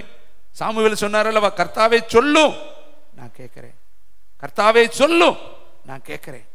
எத்தனை பேர் இன்னைக்கு ஆண்டவரே சொல்லும் நான் கேட்கிறேன்னு சொல்ல வந்திருக்கிறீங்க? உங்க உள்ளத்துல சொல்லுங்க, ஆண்டவரே 2025 சொல்லுங்க நான் கேட்கிறேன், நீங்க சொல்லுங்க நான் அதன்படி நடக்கிறேன். தாவீது முதல்ல ஆண்டவர் இடத்துல கேட்டிருக்கலாம், நான் இஸ்ரவேலை விட்டு ஓடி போகட்டுமான்னு அவன் கேட்கல, ஓடிட்டான். இப்ப அங்க இருந்துகிட்டு கேட்கிறேன், நான் இஸ்ரவேல் தேசத்துக்குள்ள எங்கேயாவது ஒரு தேசத்துக்கு போகட்டு இருக்கட்டுமா? ஓடுறப்ப கேட்கல, உள்ள வர்றப்ப கேட்கிறேன். நம்மளும் 24 கேட்கல, 25வது கேளுங்க, ஆண்டவரே நான் என்ன செய்ய சித்தமா இருக்கிறேன். கர்த்தர் பிலிப்புவை பார்த்து சொன்னார், சந்தேகப்படாம ஓடி ரதத்தோடு சேர்ந்துக்க. பேதுருவை பார்த்து சொல்றாரு, சந்தேகப்படாமல் இறங்கி போ, நான் தான் அவர்களை அனுப்பியிருக்கிறேன். நீ உன் மனசுல ஐயப்படாத, நான் தான் உன்னை அனுப்பியிருக்கிறேன். அவர்களை உன்னை 3 தேடிட்டு வந்திருக்காங்க இல்லையா, புறப்பட்டு போ. அனனியாட்ட சொல்றாரு, அங்க போ, நேருதெருவுக்கு போ, ஒருத்தன் ஜெபம் பண்ணி கொண்டு இருக்கிறான். அவன் சொல்றான், ஐயோ அவனை குறித்து நிறைய செய்திகளை கேள்விப்பட்டிருக்கிறேன், அவன் பயங்கரமானவன், சபையை உடைக்கிறவன், கிறிஸ்தவர்களை உடைக்கிறவன், அவன் பல பேரை கொல்வதற்கு காரணமாக இருந்தவன், நான் அவனை குறித்து இப்படிலாம் கேள்விப்பட்டிருக்கிறேன். கர்த்தர் அனனியாட்ட சொல்றார், அனனியா என் நாமத்திற்காக அவன் பட வேண்டிய பாடுகளை நான் அவனுக்கு காண்பிப்பேன். அவன் ராஜாக்களுக்கும் ஆசாரியர்களுக்கும் இஸ்ரவேல் புத்திரருக்கும் என்னுடைய நாமத்தை அறிவிக்கிறதுக்காக நான் தெரிந்து கொண்ட பாத்திரமா இருக்கிறான். நீ இப்பொழுது போ, அவன் ஜெபம் பண்ணி கொண்டு இருக்கிறான். அந்த வார்த்தைக்கு உடனே அவன் கீழ்ப்படிஞ்ச அனனியா புறப்பட்டான், உடனே பிலிப்பு புறப்பட்டான், உடனே பேதுரு புறப்பட்டான். பவுலை பார்த்து சொல்றாரு, உன்னை இந்த தேசத்துல யாரும் ஏற்றுக்கொள்ள மாட்டாங்க, நீ புறப்பட்டு, நான் புறஜாதிகளுக்கு உன்னை நான் அனுப்புகிறேன், நீ புறப்பட்டு போ. அவன் உடனே கர்த்தருடைய வார்த்தைக்கு கீழ்ப்படிஞ்சு புறஜாதி நாட்டுக்கு கர்த்தருடைய ஊழியத்தை செய்ய போனான். இந்த 2025 ஃபர்ஸ்ட் ப்ராப்பர்சி எழுதி வைத்துக் கொள்ளுங்க. இந்த ஆண்டு கர்த்தர் உன்னை புறப்பட சொல்லும் பொழுது நீ புறப்படுவதற்கு உன் ரதத்தை ஆயத்தப்படுத்திக் கொள். கர்த்தருடைய ஆவியானவர் புதிய திசைகளை உங்களுக்கு காட்ட போற. எஸ், ஒரு மைட்டி பவர் இந்த இடத்துல இறங்கி கொண்டு இருக்கிறது. உங்க விளக்கை ஆயத்தப்படுத்திக் கொள்ளுங்க, உங்க எண்ணெய்களை ஆயத்தப்படுத்திக் கொள்ளுங்க, உங்க திரிகளை ஆயத்தப்படுத்திக் கொள்ளுங்க. உங்களை கர்த்தர் எழும்பி கட்டும்படியாக, உங்களை காற்று திசையில கர்த்தருடைய ஆவியானவர் கொண்டு போகும்படியாக இந்த நாட்களில அவர் இந்த ஆண்டை உங்களை கனம் பண்ணும்படி கொடுத்திருக்கிறாரு. தேவன் இந்த ஆண்டு உங்களை கனத்திற்கு கீர்த்திக்கும் சொந்தக்காரர்களாய் மாற்றப் போகிற ஒரு மகிமையான ஆண்டு. அருமையான தம்பி தங்கச்சி, இங்கு வேதம் சொல்கிறது பாருங்கள், தாவீதை எல்லாரும் என்ன பண்ணாங்களாம், வேதம் சொல்கிறது பாருங்கள். அந்த வசனத்தை மீண்டும் வாசிக்கலாம் தம்பி. பெலிஸ்தருடைய பிரபுக்கள் புறப்படுகிற பொழுதெல்லாம் தாவீது சவுலுடைய ஊழியக்காரர் எல்லாரையும் பார்க்கிலும் புத்திமானாய் நடந்து கொண்டான். அவன் பேர் மிகவும் கனம் பெற்றது. அவன் பேர் மிகவும் கனம் பெற்றது. அவன் பேரை கர்த்தர் பிரகடனப்படுத்திட்டார்.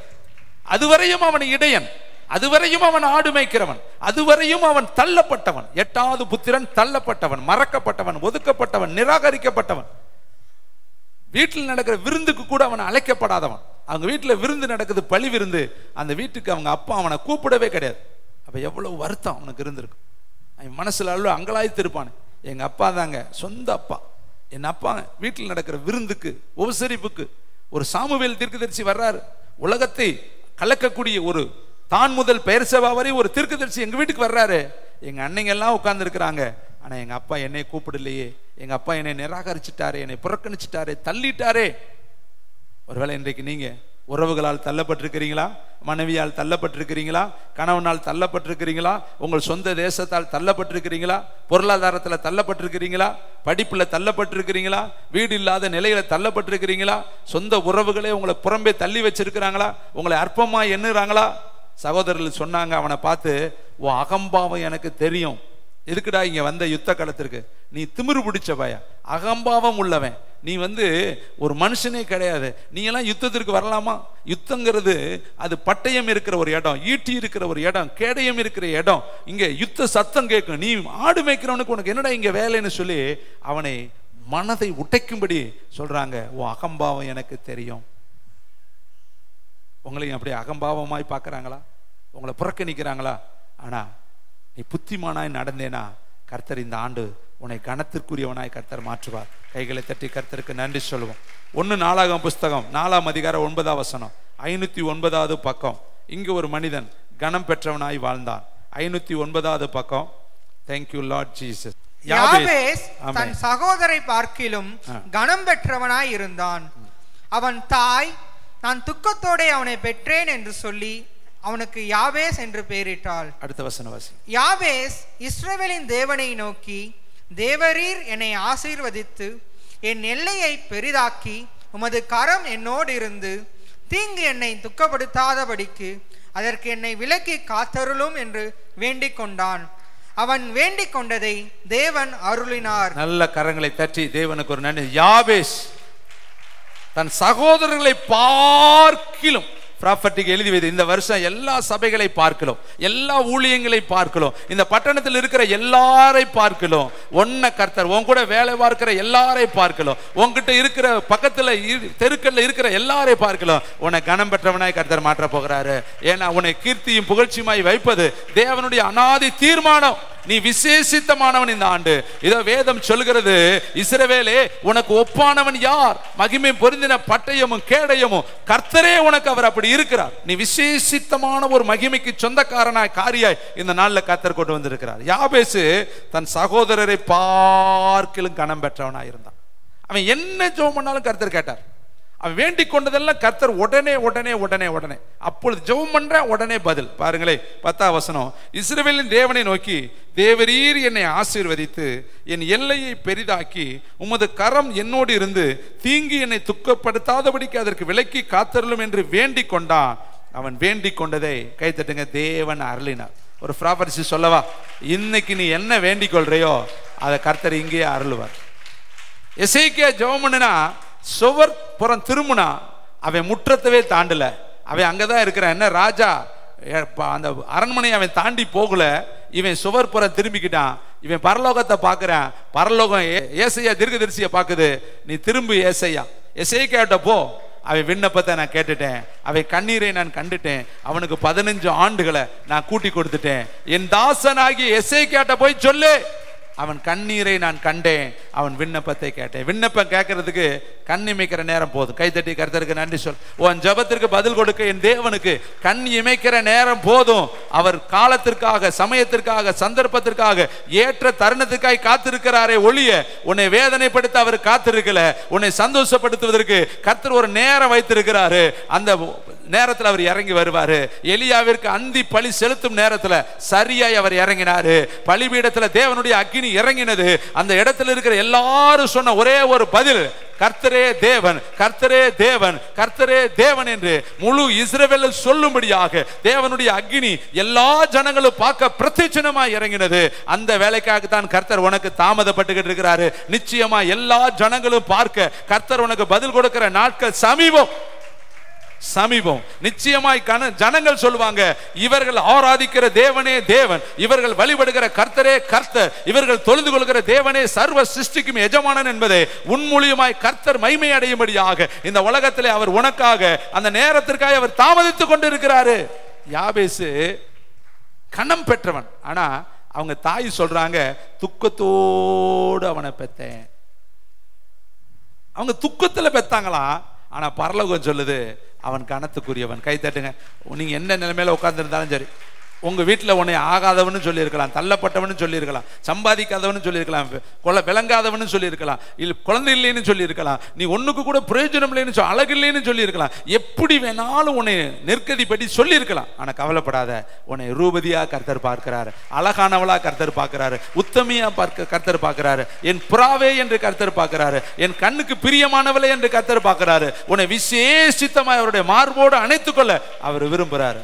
உன்னத பாட்டில் எழுதியிருக்கு, நீ கருப்பா இருந்தாலும் அழகா இருக்கிற. கை தட்டுங்க பார்க்கலாம். நீ எப்படி இருந்தாலும் காக்கைக்கும் தன் குஞ்சு பொன் குஞ்சு தாங்க. நீ எப்படி பிள்ளையா இருந்தாலும் பெத்தெடுத்து அவர்களுக்கு அந்த பிள்ளை கிரேட்டு தான். கை தட்டி கர்த்தருக்கு. நீ அப்பான்னு அவரை கூப்பிட்டேனா, நீ எந்த பன்றி மேய்ச்சிட்டு வந்தாலும் அவரை தூக்கி வச்சுக்குவாரு, நீ கழுத மேய்ச்சிட்டு வந்தாலும் அவர் தூக்கி வச்சுக் கொள்வாரு, நீ அடிமை வேலை செய்து சிறைச்சாலையில் இருந்துட்டு வந்தாலும் அவர் உன்னை தூக்கி வைத்துக் கொள்வாரு, நீ ஒட்டகம் மேய்ச்சிட்டு வந்தாலும் உன்னை அவர் தூக்கி வைத்துக் கொள்வாரு. இந்த உலகத்துல லோ காஸ்ட் வேலை என்ன செய்து நீ வந்திருந்தாலோ அப்பா கிட்ட நீ வந்துட்டேனா, உனக்கு மெல்லிய வஸ்திரம் கொடுக்கப்படும், உனக்கு மோதிரங்கள் கொடுக்கப்படும், உனக்கு பாதரட்சிகள் கொடுக்கப்படும், உனக்காக கொளுத்த கன்று அடிப்பாரு, உனக்காக மனக்கோலங்களை உண்டாக்குவாரு, உனக்காய் விருந்து வைப்பாரு.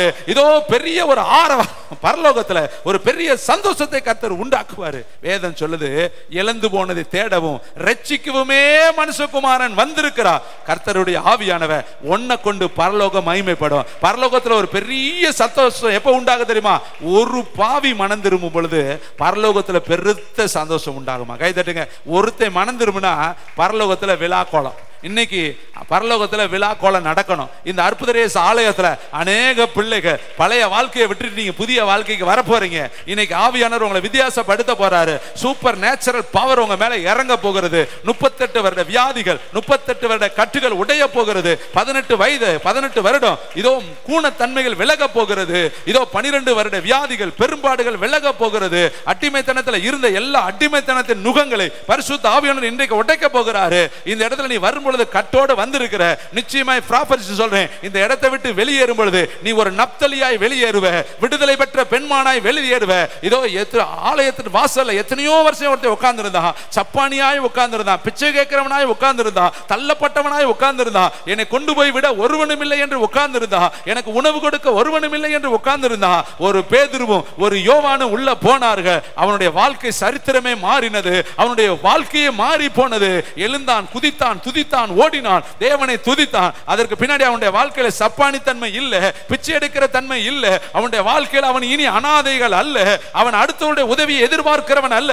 அவனை கர்த்தர் பயங்கரமான ஒரு விசேஷித்த மகிமையுள்ள மனுஷனாய் மாற்றினாரு. நடந்தான், குதித்தான், துதித்தான், ஓடினான், தேவனை மகிமைப்படுத்தினான். இன்றைக்கும் கர்த்தர் இப்ப 24ல நீ கைகளை ஏந்தின காலங்கள் மாறிடும். இந்த நாள்ல கர்த்தர் உன்னை கொடுக்கிறவனாய் மாற்றுவாரு. 24ல கடை வாங்கின ப்ராப்பர்ட்டி எழுதி வைத்துக்கொள். இந்த ஆண்டு நீ கடன் கொடுப்பாய். ரிபாலா ரகாலா ரபா ஷகலா ரபோ. தனிமையாய் படுத்திருந்த உனக்கு வீடு வாசலை கர்த்தர் ஏற்படுத்துவாரு. இந்த ஆண்டு உன்னை பிள்ளைத்தாச்சியாய் மாற்றுவாரு. ரிகா பாலா ரபா ஷபா ரபா ரிபா ரபா லா ரபா. இடம் கொள்ளலை என்று சொல்ற அளவுக்கு கர்த்தர் உன்னுடைய சம்பத்துகளை பெருக பண்ணுவாரு. உன்னை ஐஸ்வர்ய சம்பந்தனாய் கர்த்தர் மாற்றுவாரு. ரிபா லா ரகபோ. சிறைச்சாலையில் இருக்கிற உனக்கு வறுமை என்கிற சிறைச்சாலை, வியாதி என்கிற சிறைச்சாலை, கடன் என்கிற சிறைச்சாலை, அவமானம் என்கிற சிறைச்சாலை, நிந்தை என்கிற சிறைச்சாலை, பரியாசம் என்கிற சிறைச்சாலை, கைவிடப்பட்ட சிறைச்சாலையில படுத்திருக்கிற உன்னை இந்த ஆண்டு தூக்கி ஐஸ்வர்ய சம்பந்தனாக, இதோ பெரிய ஒரு மகிமையான பிரபுவாக, எஜமானனாக, பிரதமராக எப்படி எகிப்து தேசத்திலே உயர்த்தினாரோ அப்படியாய் கர்த்தருடைய ஆவியானவர் இந்த 2025ல எழுதி வைத்துக்கொள். மகளே, மகனே, உன்னுடைய வாழ்க்கை டோட்டலியாய் மாறுகிறது. இனி நீ அடிமை அல்ல, நீ சிறைச்சாலையில் இருக்கிறவன் அல்ல, நீ கைதி அல்ல, நீ நாடு கடத்தப்பட்டவன் அல்ல. இந்த ஆண்டு உன்னுடைய கை அசைவில்லாமல் ஒரு மனுஷனும் கால கையை ஆட்ட முடியாத அளவுக்கு உன்னை பிரதம மந்திரியாக ஆவியானவர் உன்னை உயர்த்துகிற ஆண்டு. உன்னுடைய வாழ்க்கையில உனக்கு கனம் தேடி வருகிற ஆண்டு, உன்னை மேன்மைப்படுத்துகிற ஆண்டு, உன்னை கனப்படுத்தி சிங்காசனத்தில் உட்கார பண்ணுகிற ஆண்டு. முத நாள் ராத்திரி ஜெயிலு, அடுத்த நாள் ராத்திரி அவன் பிரதம மந்திரியாய் உட்கார்ந்திருந்தான். முத நாள் ராத்திரி அவன் கை மோதிரம் இல்லை, அவனுக்கு மெல்லிய வஸ்திரம் கிடையாது. அவனுடைய இருதயத்துல ஒரு விரக்தி, ஒரு ஏமாற்றம். தரிசனம் நிறைவேறலையே, சொப்பனங்கள் நிறைவேறலையே, நான் அடுத்தடுத்து கண்ணீரில் இருக்கிறேனே, சிறையில இருந்தேன், அடுத்து தள்ளப்பட்டு இருந்தேன், ஐயோ என்னுடைய வாழ்க்கை வேதனையா இருக்கிறது, கர்த்தர் எனக்கு சொப்பனக்காரன் என்று பெயர் கொடுத்தாரு, அந்த சொப்பனம் நிறைவேறலையே என்று சொல்லி அவன் ஏங்கி எதிர்பார்த்து யோசேப்பு இருந்திருப்பான். ஆனா அடுத்த நாளே ப்ரமோஷன், அடுத்த நாளே அவனுக்கு ப்ரமோஷன், அடுத்த நாளிலே தேவனுடைய ஆவியானவர், அந்த குறித்த நாள் வந்தது. ப்ராபர்ஸ் எழுதி வைத்துக்கோ, உனக்கு குறித்த நாள் வந்துருச்சு. யூதாவே, உனக்கு ஒரு அறுப்பு காலம் நியமிக்கப்பட்டுருச்சு.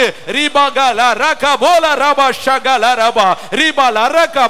உதிக்கிற உன் வெளிச்சத்திற்கு ராஜாக்கள் வருவார்கள், உலகத்தில் இருக்கிற அதிபதிகள் உன்னுடைய ஜெபத்தை நாடி வருவார்கள். இனி உன்னுடைய பெயர் யாக்கோபு அல்ல, உனக்கு தேவ பிரபு இஸ்ரவேல் என்கிற பெயரை வைக்கிறாரு. இனி நீ எத்தன் அல்ல, நீ ஏமாற்றுக்காரன் அல்ல, நீ வறுமை அல்ல, நீ வியாதிக்காரன் அல்ல, நீ மடங்கடிக்கப்பட்டவன் அல்ல, நீ துரத்தி விடப்பட்டவன் அல்ல, நீ பிச்சை எடுக்கிறவன் அல்ல.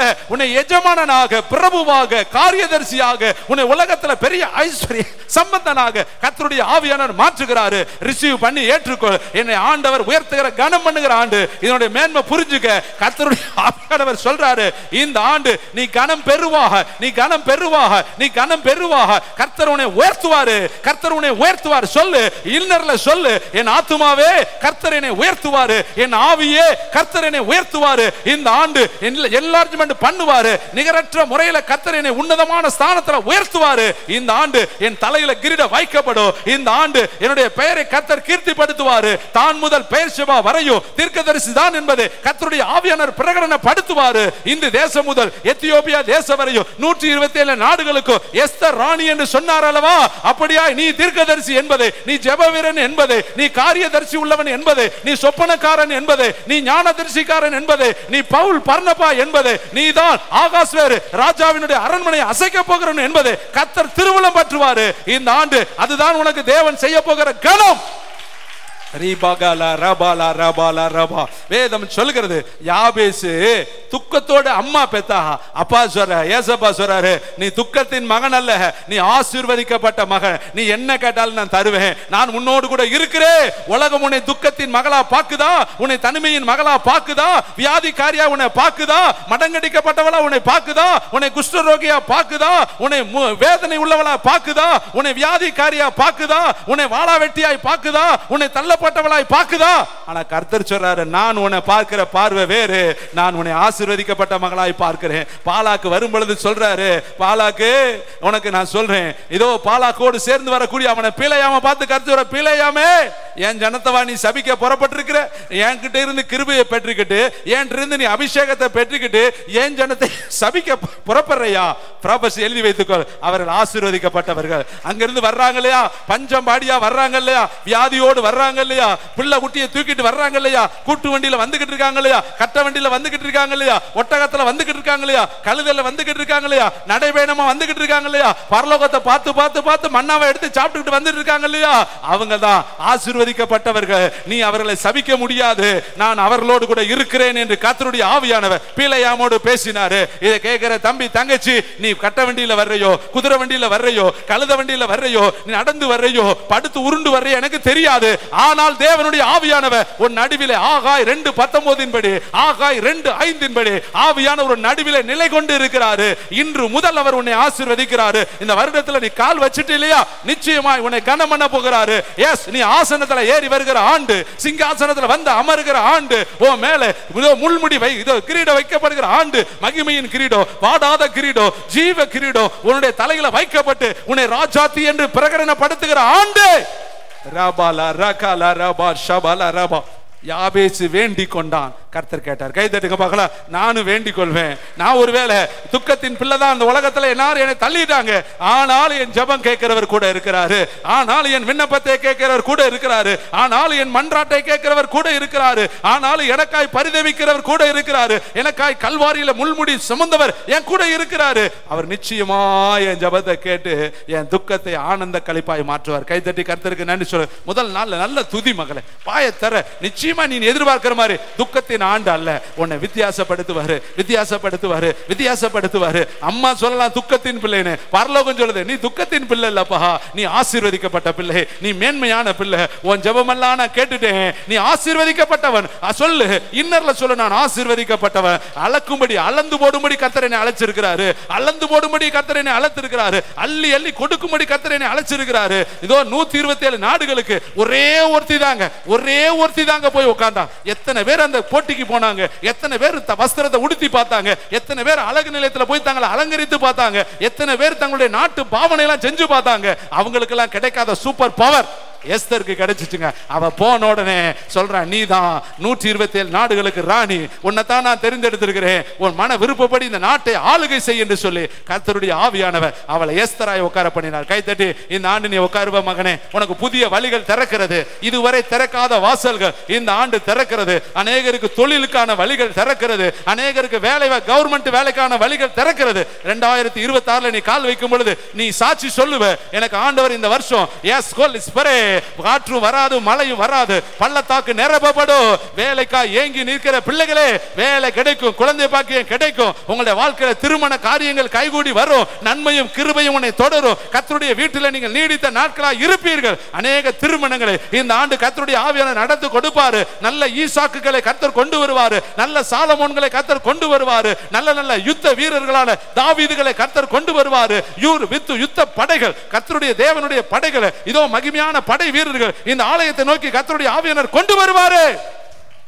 கர்த்தருடைய ஆவியானவர் இந்த ஆண்டு இந்த ஊழியத்தை ஒளிப்பீடத்துல மகிமையில அந்த விளக்கு தண்டு மேல கொண்டு வைப்பாரு. எஸ் எஸ், வெளிச்சம் வீசுது, வெளிச்சம் வீசுது. ரீபா ராபா ரீபா ராபா கா போலா ராகாலா ராபா லா ராபா. இனி இவ்வளவு நாளா கீழே இருந்த ஊழியத்தை இந்த ஆண்டு லிஃப்ட் அப் பண்றாருங்க. எழுதி வைத்துக்கொள், இந்த 2025 விளக்கு தண்டுல கொண்டு வைச்சு உதிக்கிற உன் வெளிச்சத்திற்கு இந்த வாக்குத்தத்தம் நிறைவேறும். ராஜாக்கள் வருவார்கள், இந்த உலகத்தின் அதிபதிகள் இந்த இடத்துல வந்து ஜெபிக்கும்படி கடந்து வருவார்கள். இது வெளிச்சம் உதிக்கிற ஆண்டு, அது பரவுகிற ஆண்டு, எழுப்புதல் கலை புரண்டு புறப்படுகிற ஆண்டு, ஆமான் தூக்கிலிடப்படுகிற ஆண்டு, ஆமான் வெட்கப்படுகிற ஆண்டு, பதுங்கரைகளை போய் ஒளிகிற ஒரு ஆண்டு, ஏரோதுக்கு முன்னாடி நின்று தேவனுடைய ஆவியானவர் ஏரோதை அடித்து நிர்மூலம் பண்ணுகிற ஆண்டு, தேவனுக்கு மகிமை செலுத்தாத எல்லா காரியங்களையும் இந்த ஆண்டு கர்த்தர் முடிவுக்கு கொண்டு வருவாரு. நீ தேடியும் விக்கிரகத்தை காணாது இருப்பாய், அதனுடைய காரியங்கள் எல்லாம் கர்த்தர் முற்று பெற பண்ணுவாரு. அதனுடைய வல்லமைகள் குறுகி போகும், அதை செயலற்று போகும். ரீபா லாரா காலா ராபா ஷகலா ராபா ரீபா லாரா கபோ ரீபா நதிபா லாராபா. சவுலுக்கும் தாவீதுக்கும் வர வர யுத்தம் நடந்தது. வேதம் சொல்லுது, சவுல் வர வர குறுகி போனா, சவுல் வர வர பலவீனப்பட்டு போனா, தாவீது வர வர வர வர வர வர வர வர வர விருத்தி அடைந்தான். ரீகா பா பா பா லா ரகா போ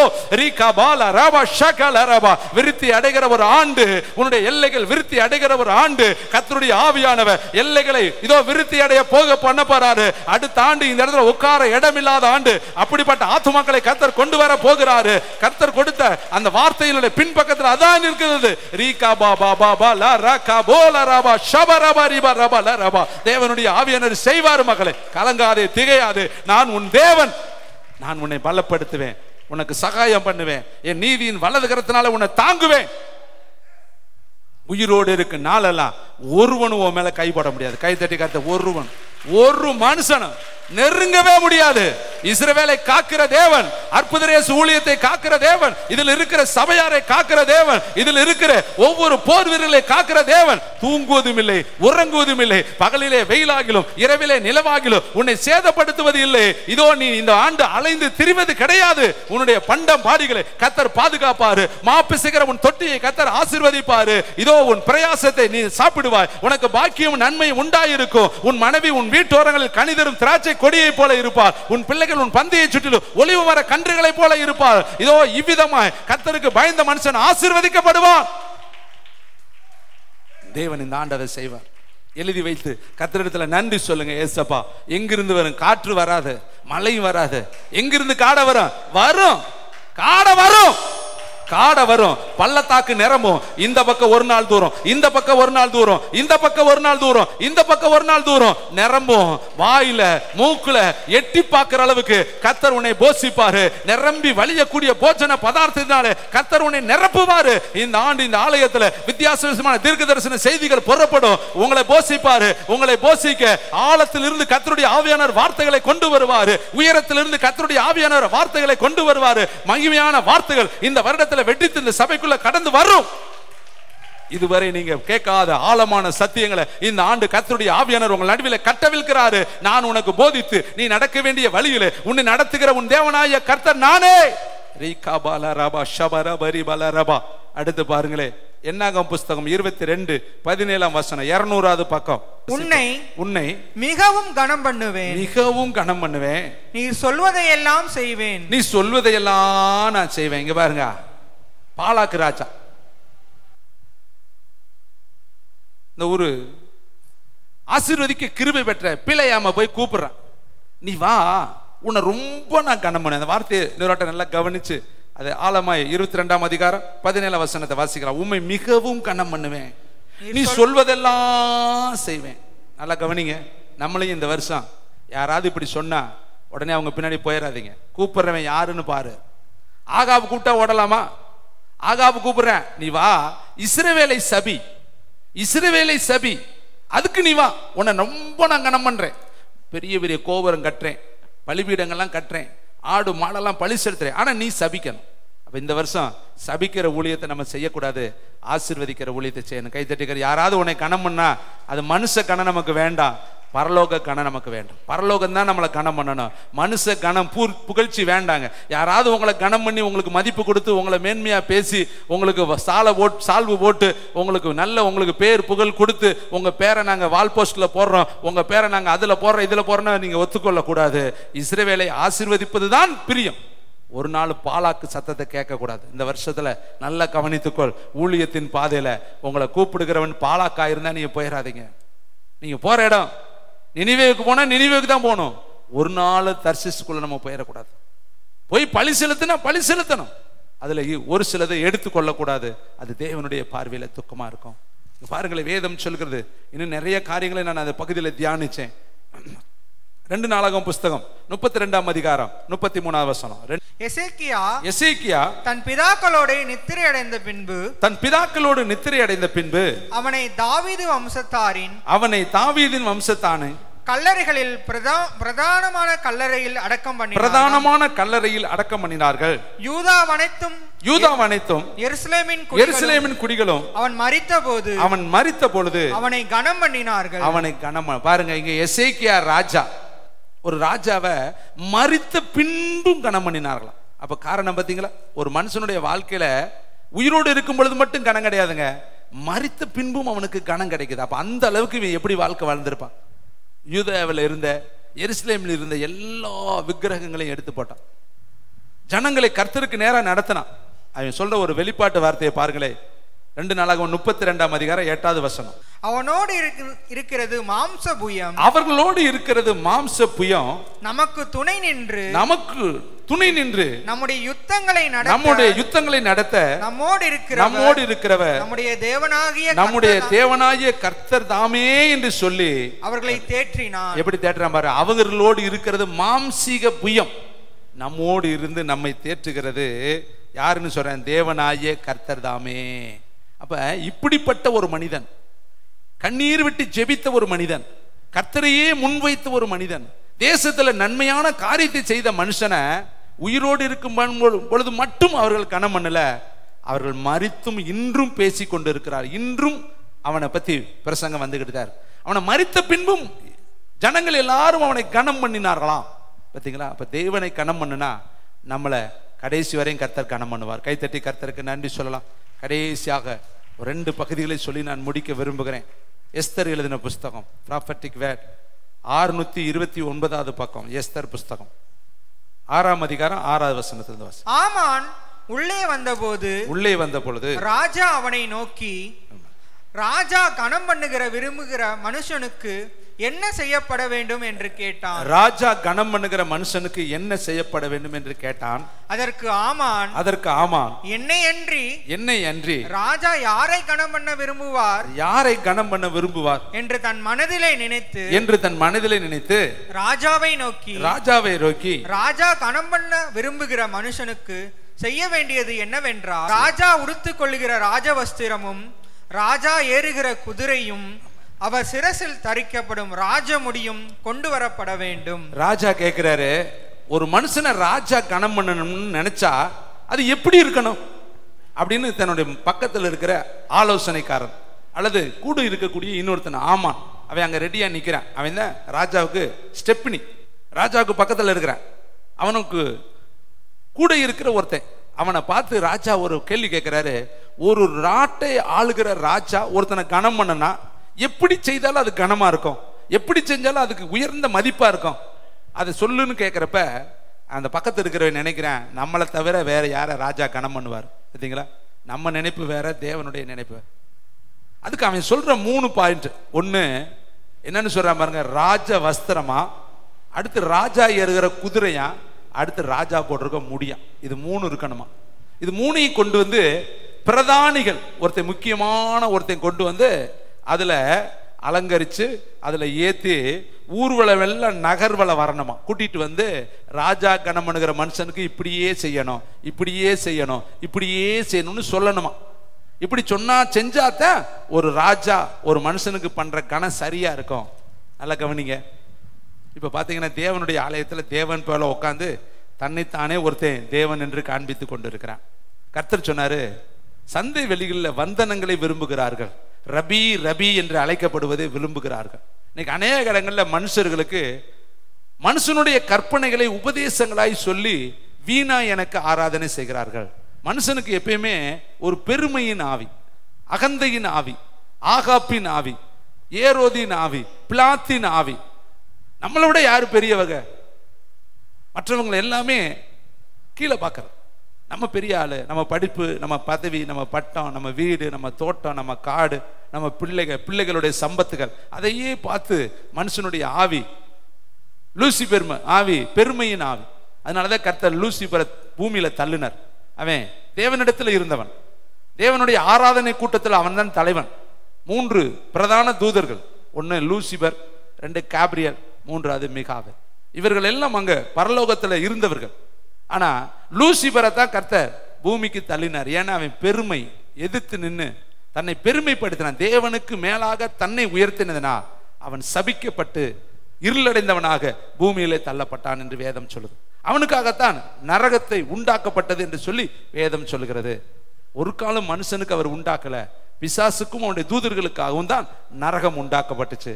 ஆனா இன்னைக்கு ஏன் மனிதர்கள் அதுக்குள்ள போறாங்கன்னா, அந்த பிசாசுனுடைய விருப்பத்தை செய்து அவனுடைய வழியில நடந்து அவனுடைய திட்டத்தை நிறைவேற்றி அவனை போல நடக்கிறதுனாலதான் மனுஷர்கள் அந்த நரக ராஜ்யத்துக்குள்ள போறாங்க. இல்லாட்டி போக வேண்டிய அவசியம் கிடையாது. இயேசுவை ஏற்றுக்கொண்ட பரலோகத்துக்குள்ள போயிடலாம், நித்தியத்துக்குள்ள போயிடலாம், முடிவில்லாத வாழ்க்கைக்குள்ள போயிடலாம். அவர் இருக்கிற அந்த பரலோக பொற்றலத்துல நம்ம போகணும்னா இயேசுவை நம்ம ஏற்றுக்கொள்ளணும். இங்க பாருங்களே, ஒரு ஆமான் சொல்றான், ராஜா குதிரை வேணும், ராஜா வஸ்திரம் வேணும், அடுத்து என்ன வேணுமா, ராஜா போட்டிருக்கிற முடி வேணும். அப்ப என்ன எல்லாமே நம்ம தான். ராஜா முடி போட்டுட்டா நம்ம தான் ராஜா, ராஜா ஏற குதிரை வந்துட்டா நம்ம தான் ராஜா, ராஜா போற வஸ்திரத்தை எடுத்துக்கிட்டா நம்ம தான் ராஜா. அப்ப என்ன முக்கியமானது கேட்கிறேன் பாருங்க, இது கொடுத்தா ஒரு கணம். அப்ப அந்த ராஜா சொல்லுகிற காரியம் 8வது வசனத்தை வாசிக்கலாம் தம்பி. ராஜா உடுத்திக் கொள்கிற ராஜவஸ்திரமும் ராஜா ஏறுகிற குதிரையும் அவர் சிரசிலே தரிக்கப்படும் ராஜமுடியும் கொண்டு வரப்பட வேண்டும். 10வது வசனம். அப்பொழுது ராஜா ஆமானை நோக்கி, சீக்கிரமாய் நீ சொன்னபடி வஸ்திரத்தையும் குதிரையையும் கொண்டு போய் ராஜா அரண்மனையின் வாசலில் உட்கார்ந்திருக்கிற யூதனாகிய மொர்தெகாய்க்கு அந்த பிரகாரம் செய். நீ சொன்ன எல்லாவற்றிலும் ஒன்றும் தவறாதபடி பார் என்றார். அப்படியே ஆமான் வஸ்திரத்தையும் குதிரையையும் கொண்டு போய் மொர்தெகாயை அலங்கரித்து அவனை குதிரையின் மேல் ஏற்றி நகர வீதியில் உலாவும்படி செய்து, ராஜா கனம் பண்ண விரும்புகிற மனுஷனுக்கு இப்படியே செய்யப்படும் என்று அவனுக்கு முன்பாக கூறினான். பின்பு மொர்தெகாய் ராஜாவின் அரண்மனை வாசலுக்கு திரும்பி வந்தான்.